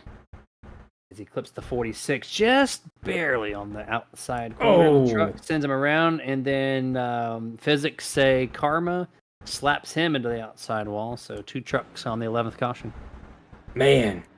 And that's what we talked about in the pre-race show presented by Martin Sports, Jeremy, was the break points, you know. That's the hardest thing because every driver breaks differently when it comes to this track or any track in general on the surface and in real life. So it's tough. And you touch base on the playoff system, Jeremy. It does. I mean, it leads to much more aggressive driving when something is on the line like that and there's cut lines there. You know me, I have not been the biggest fan of the playoff system. It puts a lot of emphasis on wins rather than consistency. And that's my biggest takeaway on that one. You know, and my biggest argument is winning is great, yes, but consistency should be held at a higher regard than getting a one win and you're in on a championship. I mean, I remember years ago, Dale Sr. winning a championship without winning a single race because it was consistency. And that's what I miss. That's rubbish. Wins mean way more, sir. You would. All right. I see what you did there. I chopped some of these on RuneScape, bro. Oh, That's going way back. Okay, I'm sorry. it is. I mean, and I go back to the whole Kyle Busch championship that he won, where he was out on injury, missed a huge portion of the regular season. All the other drivers were catching it. He missed a huge portion. He had to. He didn't get medical clearance, but then he comes back and wins a race, and he's instantly in for the chase. and then ends up winning the championship and did it catching less races than the other drivers that were in the championship. Flawless performance on that one. Yeah. Flawless I don't think anyone victory. agrees with that. The only team that agrees with that is his team. It's Kyle Busch's team. That's right. I mean, nothing aside from his driving ability, and nothing aside that he couldn't get in there and race because of medical clearance. But I mean, that was a showing to me that the playoff system was broken. Like it really was. Well, we're 12 cautions down. We have potentially 2 or 3 more we're looking at. Pace truck down, 24 back at the helm for the 3rd straight restart. A late start Ooh. from the 24. He's going to get a shove from Joshua Slade to say, hey, get go, more contact, domino effect. 14 of the 54. They keep it going, thankfully. Corner exit turn 2, 24, 65. Chad McGinley for the first time in, 50 laps? He's going to get that lap back. Back to the lead. Back to the lead. Took him a lot of laps to get back there, but was able to do it. But Jeremy, I see a lot of impatient drivers right now because what I'm seeing is a lot more of those bumpers making contact, a lot more of those door panels making contact, especially on this last restart. They know that it's crunch time. They know they have to get moving, and that's exactly what's happening. A lot of bobbing and weaving, a lot of contact. And Jeremy, we still have laps to go. We're 35 laps still left. That's a lot of laps for something to happen. Single file right now. EJ Luna looks like he's got a little train behind him waiting to pass. Joshua Slade, the faster truck of these two. He just needs to find a way to get around him. And we've already notated multiple times. It is so tricky. He's all over the back bumper here. Maybe gives him a bump. He's just breathing on him. Oh, maybe a little wiggle from the 24, and that's it. That's all it's going to take. And now Joshua Slade trying to make the pass, which is the next most difficult part. And he gets it done as the 24 goes wide in the corner. Yeah, 24 goes wide in the corner. Leaves the door open for the 54 of Marinko. Marinko now trying to follow suit through as he's not going to have him entirely clear just yet. Luna still has a nose on the outside, but he should have him clear on corner exit here, and he does. But that leaves the door open for the 14. Oh, a little bit of contact there as the 14 drifts up at the corner, but still maintains that run on the inside. But look at the braking and how much he has to brake and let off to try to maintain down there. Oh, no! Uh-oh. Oh, no. Dustin, we're under 30 to go, and now Steven Knight is going to be in the points battle here momentarily. What happened here? I know the 12 and the 54 were racing hard. What happened? Was it just the 12? Yeah, Ghost. Oh, yes, Ghost he does. He just lost it. Oh, man. Yep, a Ghost spun him out. Wow, what reaction time by Brody Marinko on that one. To slow it up before anything happened. That was good. That was really good. That was like Steve trying not to run me over, trying to avoid your wreck. With, Let's not talk about that. Let's not talk about that. that. There's the spin out there. Here's the brake check. Oh yeah, he's heavy on the brake there, and oh man, sees daylight and gone. Wow, what a good drive by Marinko to stay out of that, and Luna and Clayton White too, because that happened right in front of them as well. That's our 13th caution. Now, flipping the question: can Joshua get back? Well, actually, you know what? Steven Knight. Did he pit as well? He did. So never mind. Steven Knight gave up that track position to have the points in his favor to get 4 good years. And now he's still technically, well, I guess they're tied in points. But, Tied in points right now as they run. I don't know, man. I would have taken the track position. Yeah, I would have taken the track position. Yeah, me too. Like the caution count is in your favor. I don't know, but you know what, Jeremy? That's why we're up in the booth, and that's why neither one of us have an iRacing league sanctioned championship either. So I'm just I know our experience on here, track position at this track is so vital. And with points being as tight as what they are, I mean, that would have put Stephen Knight, that would have slotted him about 5th place. And that would have put Joshua Slade in 10th. That's a 5-position difference right there. So he would have been +1 on that. I mean, I know tires are important, but unlike you, cautions have been falling in your favor. But just like that, it's a give and take. So the cautions have been falling now, Jeremy, but this could be the last one we see. It could go green flag the rest of the way. You know, and then what happens then? Joshua Slade's tires kick in and he goes up and passes, you know, Stephen Knight anyway, and all that track position was for nothing. That's why it's a gamble. I mean, it's tough. These drivers not only have to drive the track and their competitors, but they got to make the tough decisions on top of the pit box too. We're going to find out. How many more cautions? Will it be involving the 79 or the 12? Will it shift these guys much further apart from one another? Pace chart down 65. Chad McGinley back in control of these restarts with his partner in crime, Brody Marinko. P2 here.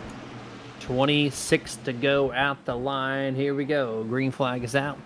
We're underway. EJ Luna almost thought about going 3 wide. Push up to 89. Now they're 3 wide. Back to 2 wide. EJ cannot stick the corner exit.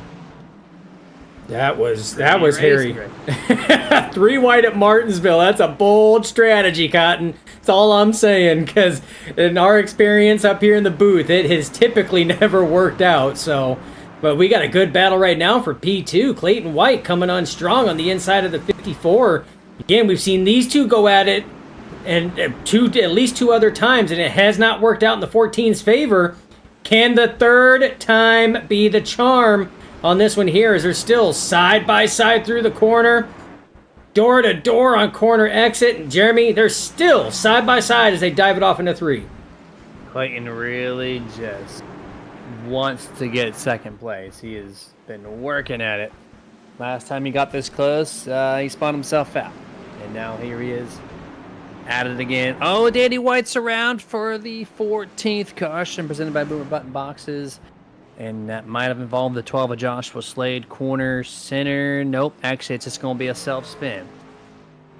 As he got really close to the inside off of turn 1. You're going to see it here, a little bit hot and heavy into the corner.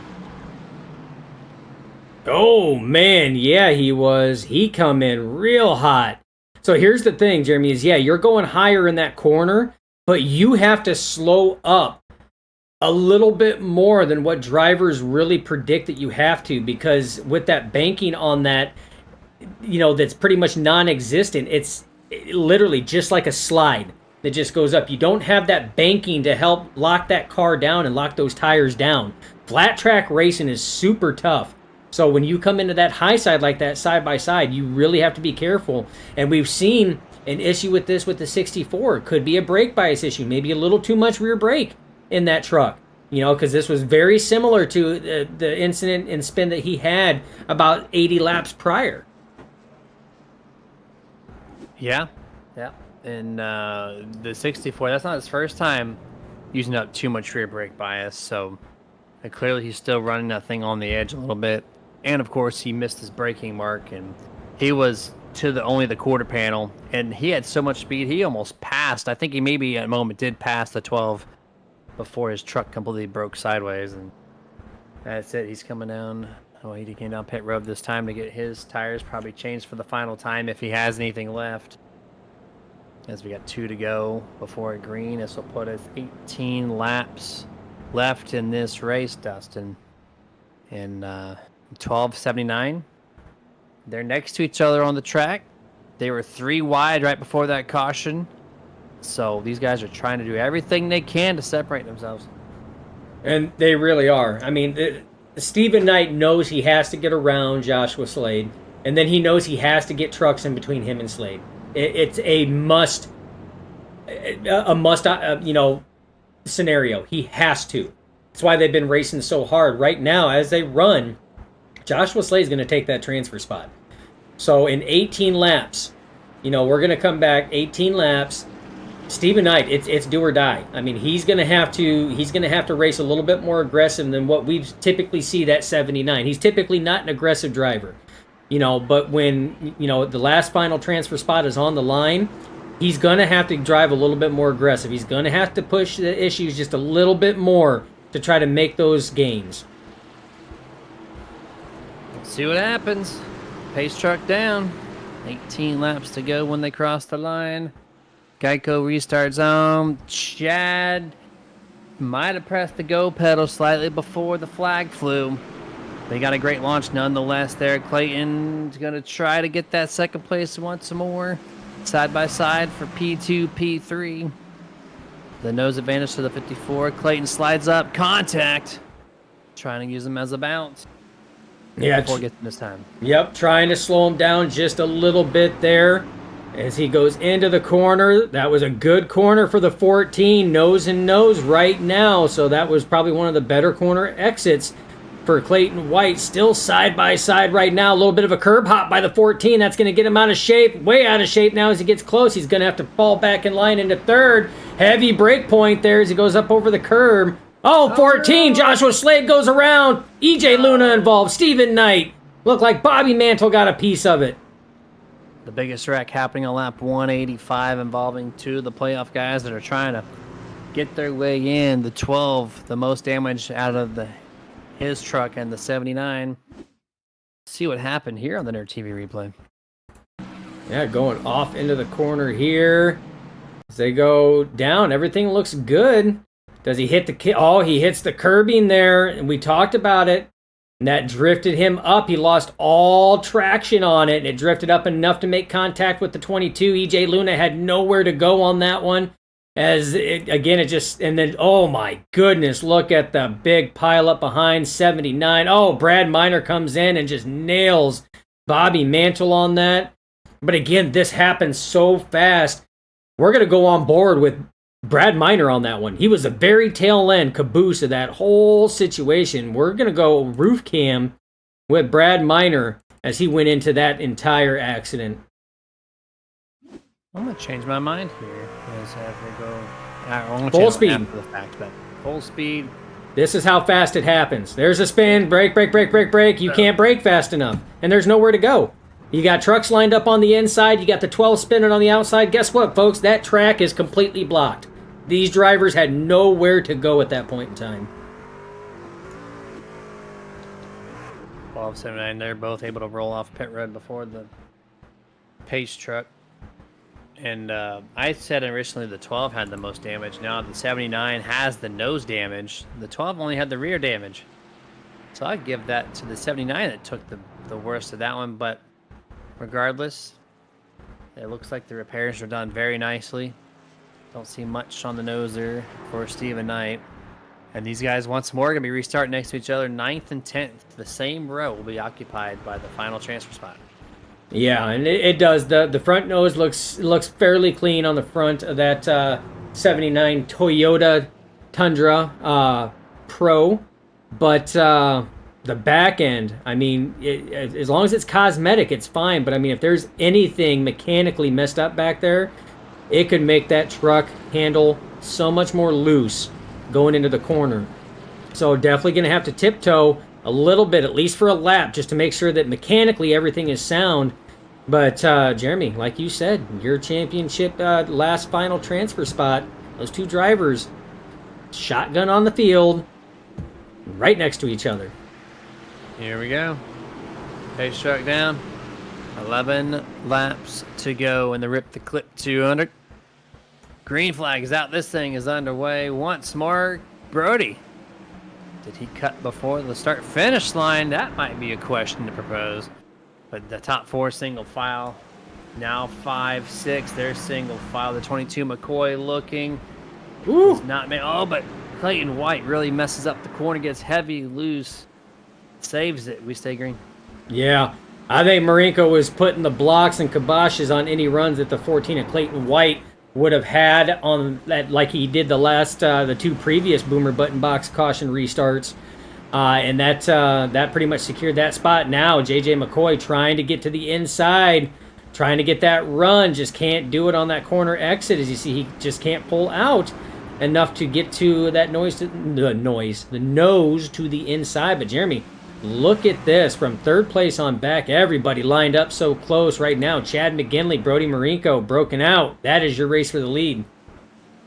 Clayton White is struggling right now. He is all over the place. Very just the lines that he's taking every single time is very inconsistent. He's got a really low exit because he's blocking the 22. He might get him shipped. He is going to get shipped. And that's going to hurt the 22 worse than the 14. But the 14 gets loose. Oh. That's Stephen Knight in the 79.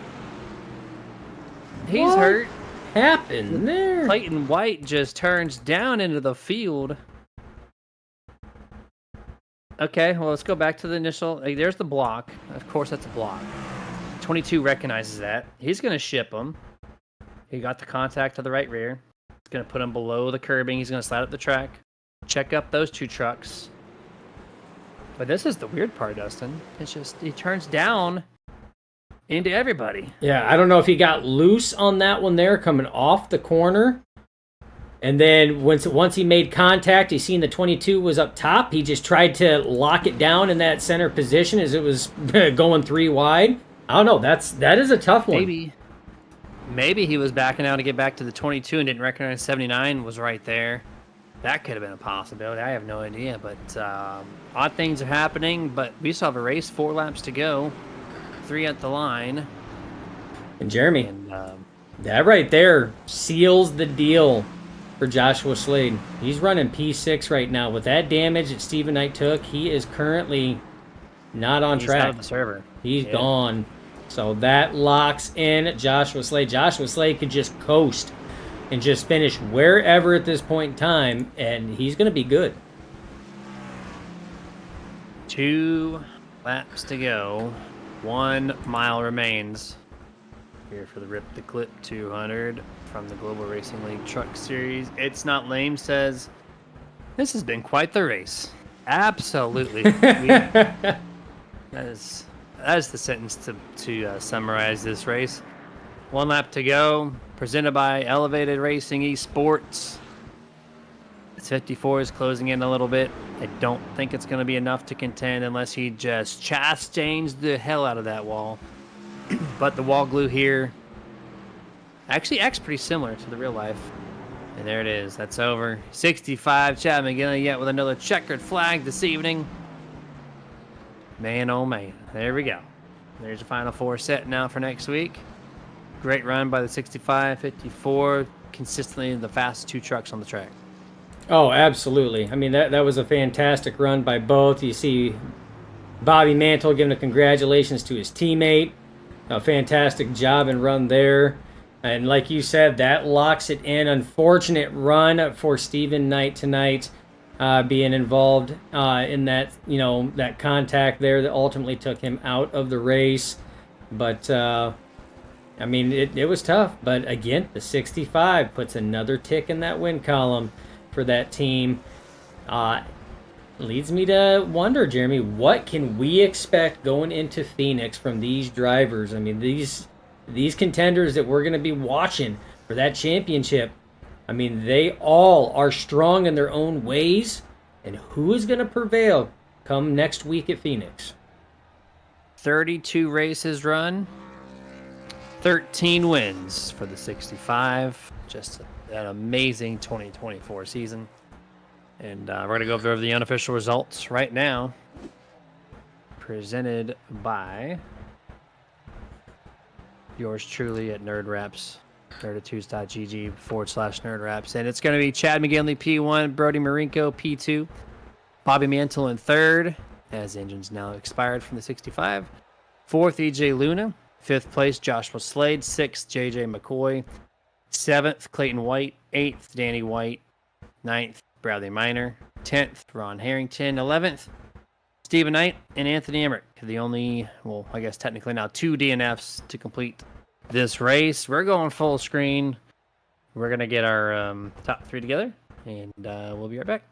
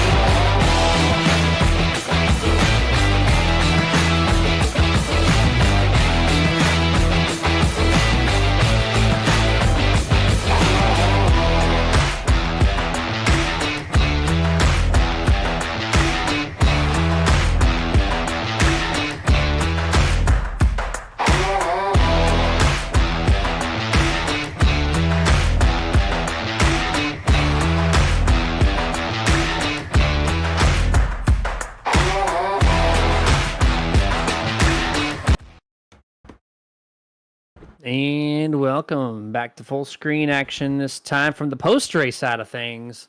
We got our top 3 gathered up. We're going to bring them in here one by one, starting with 3rd place. That's going to be the number 9, Bobby Mansell. Bobby, great run here, P3 tonight at Martinsville. Thank you. I honestly did not expect to be here tonight. Well, you qualified 3rd, you finished 3rd. So, I mean, by that alone, I kind of expect you to be up here a little bit. And you had some good speed, too. You're one of 2 drivers to hit at 18.7 in practice. And so, like, the speed was there. So why would you say you didn't expect to be up here? I didn't really get a whole lot of practice this week, really. It was just a couple hours before the session today, and I knew I didn't have the long run speed, but I guess we didn't really get to do a long run because unfortunately we had so many cautions.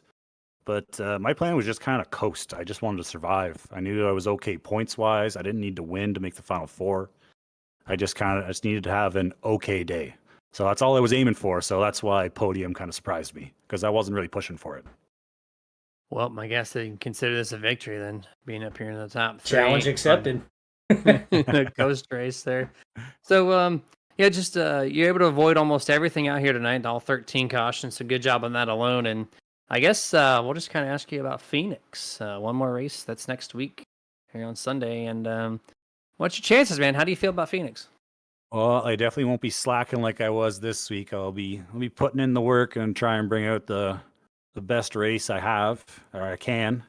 You know, as I'd really like to get a shot at winning this thing. You know, been here fighting with these guys all year long, and this is what it comes down to. This is what it's for.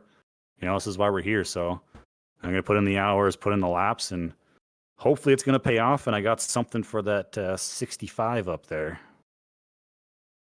See if teammate can dethrone now 13 wins from the 65 to bring it home to the 89s camp, man. Well, good luck to you next week. Awesome job tonight. Congratulations on a earned victory, even though you didn't expect to be here. But floor is yours. Final thoughts before we let you go. Well, shout out to the guys that are still showing up. I know numbers have dwindled a little bit, but a lot of guys have stuck through right to the end. So appreciate you guys showing up. Thank you guys for always putting on an amazing broadcast. And I guess I got to give Martin Sports a little shout out. I don't mention them too often. I always forget. So thank you for sponsoring us. And thank you to everyone who's tuning in to watch, who's stuck through this whole series to the end. Well, appreciate all your thoughts there, sir. We'll catch you 1 week from today, and good luck in the championship race. Thank you. Yeah, man. That was Bobby Mantle on the 89 playoff driver. Now we're going to rotate to a non-playoff driver of the number 54, Brody Marinko. Brody, welcome to P2. Congratulations. Appreciate it, man. I had a good race. I don't know. It was definitely one of the most fun races I had. I think we could have had it if we didn't mess up, make mistakes, and get shuffled through the pack. But it was fun. Yeah, I mean, there was a lot of short runs in there, but the short runs that were had, a decent amount of 2x2, some classic short track style racing, some overdriving of the corners tonight, and it all. You and the 65 had almost identical speed at some points in this race. The first run did not. So did you kind of learn from what the 65 was doing on that opening run to kind of compete with him tonight? Honestly, I don't know. I feel like our truck was, or actually, I don't feel like, I definitely know that our truck was better on the long run than the whole field. We had the truck to win it if there weren't cautions, because whenever we had a 20, 30 lap run, I would start reeling them in. I don't know. I definitely think we had the fastest truck in general. But the first run, it was just honestly figuring out what to do, where to go, how to race against these guys, because it's a lot different than racing official races, obviously. So it was just figuring out how to race against these guys and how to get around these guys and just work through the pack. I couldn't get around JJ for a while, but once I got around there, it was just charge forward and don't look back. So what do you think the difference was if you had the fastest truck? Like at moments, yeah, you could have made the pass. You got toward the end there, you're actually catching them quite a bit. So what could have you done? Maybe done differently to reverse the finishing order tonight. It was really just getting loose. I got loose off the corner. I don't know which corner. I think it was 4, but that ultimately gave him the win, I think, because the way that I was catching him, I think I definitely would have been able to pass him. And honestly, I think it's just whoever's the most ballsy here, you know? Like I was able to drive it in really deep and it would stick where some of the drivers would drive it in real deep and it would spin. So it was really just whoever was the most ballsy. I feel like that's what ultimately gave Chad the win. Yeah, 10-4 on that there, and it looked like rear brake pressure was key to getting that thing rotated here tonight. But man, congrats on P2. We got one more race. I know you're not a playoff driver, but I know you're going to be trying everything you can to pick up one last win before this season is over. Any shout outs before we let you go? Yeah, thank you to Legacy Home Inspections for the sponsor. Thank you to One of One Motorsports for giving me the opportunity to race in this league. Happy birthday to my dad, and thank you to you guys for putting on great broadcasts every week. Well, yeah, appreciate that, man, and happy birthday to Papa Marinko there, and yeah, man, Appreciate it. yes, sir. One more week, go get it done, and we'll see you on Sunday. All right, man. Appreciate it. Yeah, man. That was Brody Marinko, a driver of the 54. And now, Dustin, this guy has the etched seat. Eventually, we're going to get him something like that. 65, Chad McGinley with the 13th win of the 2024 season. Congrats, man. Appreciate it, guys. That was a fun little race there. Yeah, fun race. The first half, you had nobody in front of your windshield. And then the second half, you did. You kind of did it to yourself a little bit. And it took you a while to find your way back to P1. So were you just kind of playing the patient card to pass everybody back to the P1 spot? Oh yeah, for sure. I mean, I didn't want any damage. Obviously, getting turned didn't help. That was fun. But we gathered back up and got the head back down and just tried charging back up to the front. I mean, it's hard to pass. You got to really set it up. And lucky had a little fresher tires than Luna, and I could roll the outside a little better and cleared them. And that was pretty much, I think, my opinion, the race-winning move to get out front and try to separate.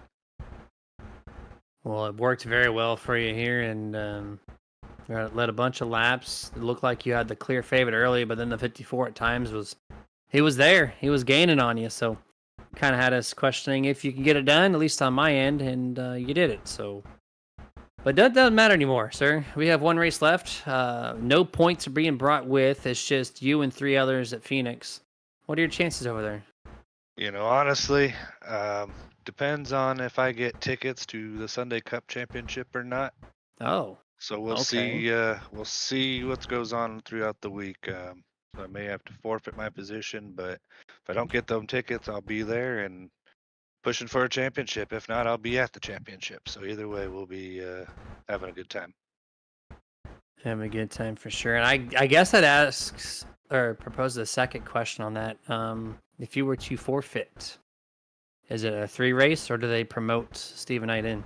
I'm not 100% sure. I've already kind of let Joshua Slade know what the situation was, so I'm not sure how that's all going to work.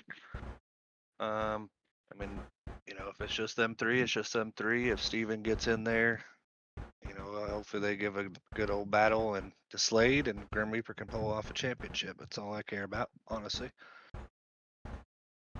And for on that, yeah, it would be an even trade from Grim Reaper to another Grim Reaper driver if that's the case. But all right, man. Well, I appreciate that information. So if we don't see you, we know exactly where you are. Enjoy yeah. yourself a Phoenix there. Cup race. I'll be there all weekend. I got truck tickets and Xfinity tickets. Yeah. That's what I'm saying. Like if I get all 3, I mean, if I don't have to spend any money on the Sunday tickets and get them for free, I'll take them. Yeah, you know what? Put back a couple cervezas for the production crew here at Nerd TV, my man. Will do. All right. Sure. Yeah, have fun, man. Free is free. Do you go to a race? Absolutely, I'm in. But man, yeah, congrats once more. 13 wins, an amazing season, regardless if you show up or not next week. You've done an amazing job, and just any shout outs you want to give before you leave us tonight? Should rename the Victory Lane. At this rate, you've been here half the season almost. Yeah. Been a good season, that's for sure. I just appreciate Team Coffee for putting out blazing fast setups every week. They're a blast to drive. If you ever tried them, try them out. Obviously, Grim Reaper putting on some practice a little bit. A few of us didn't. But got 3 or the 4 of the in the championship, so it's pretty cool for us. Appreciate Global for putting on the league, and appreciate you guys watching back. Is always a good time. Yes, sir. Absolutely. Well, congrats once more. Have a good rest of your night. And then we may or may not see you next week. Yep, sounds good, guys. Appreciate it. Yes, sir. Chad McGanley, the most winning driver in 2024.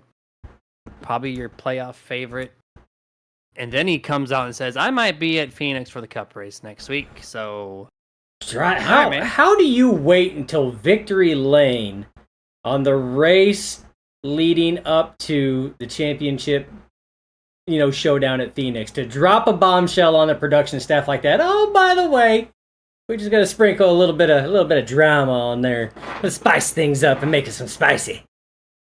oops, I lost the cap of my red pepper flakes, man. Just all right. Well, that's cool. So we won't know. We won't know until next week. We show up and we don't see a 65, and man, that's gonna change things up. Stuff's gonna. I mean, everything's gonna be up in the air for championship weekend anyway. I mean, why not? Let's throw a little uncertainty in there. I love it. That's why I love this league. Yeah, like Chad McGinley's fast, but if you knock him out of the equation, like who's gonna do what? We don't know. We don't know because they're all equally fast. I mean, we're going to a typical speedway. I mean, as typical as you can be from what we have been running. With Martinsville and stuff like that. You're going to a typical speedway where a lot of these drivers excel at. So it's pretty much even field for the most part. Well, guys, join in next Sunday. It's going to be a fun one to watch here as these guys settle who will be the 2024 Global Racing League Truck Series champion. And appreciate everyone who joined in. I think we got close to 20 viewers concurrent on the YouTube side alone. I know we had a couple on the Twitch and maybe one on Facebook. So appreciate y'all. And we're going to let Scott Martin's voice take this thing over to thank our sponsors without a commercial or a caution interruption. And you guys have a good rest of your night. And always, get your nerd on. This presentation is brought to you in part by Martin Sports. Get the apparel, look stylish, be badass with apparel from Martin Sports. martinsports.gg. iRacing iFlag. Must-have flag marshaling system for any aspiring sim racer. Get yours today at iracingiflag.com. Boomer button boxes. Total sim control at your fingertips. boomerbuttonboxes.com. If you race hard, then you need to rock hard. And no station gets you harder than iRock935.com. If you're a collector and that's your game, then Dusty Pete's, that's the name. DustyPete's.com.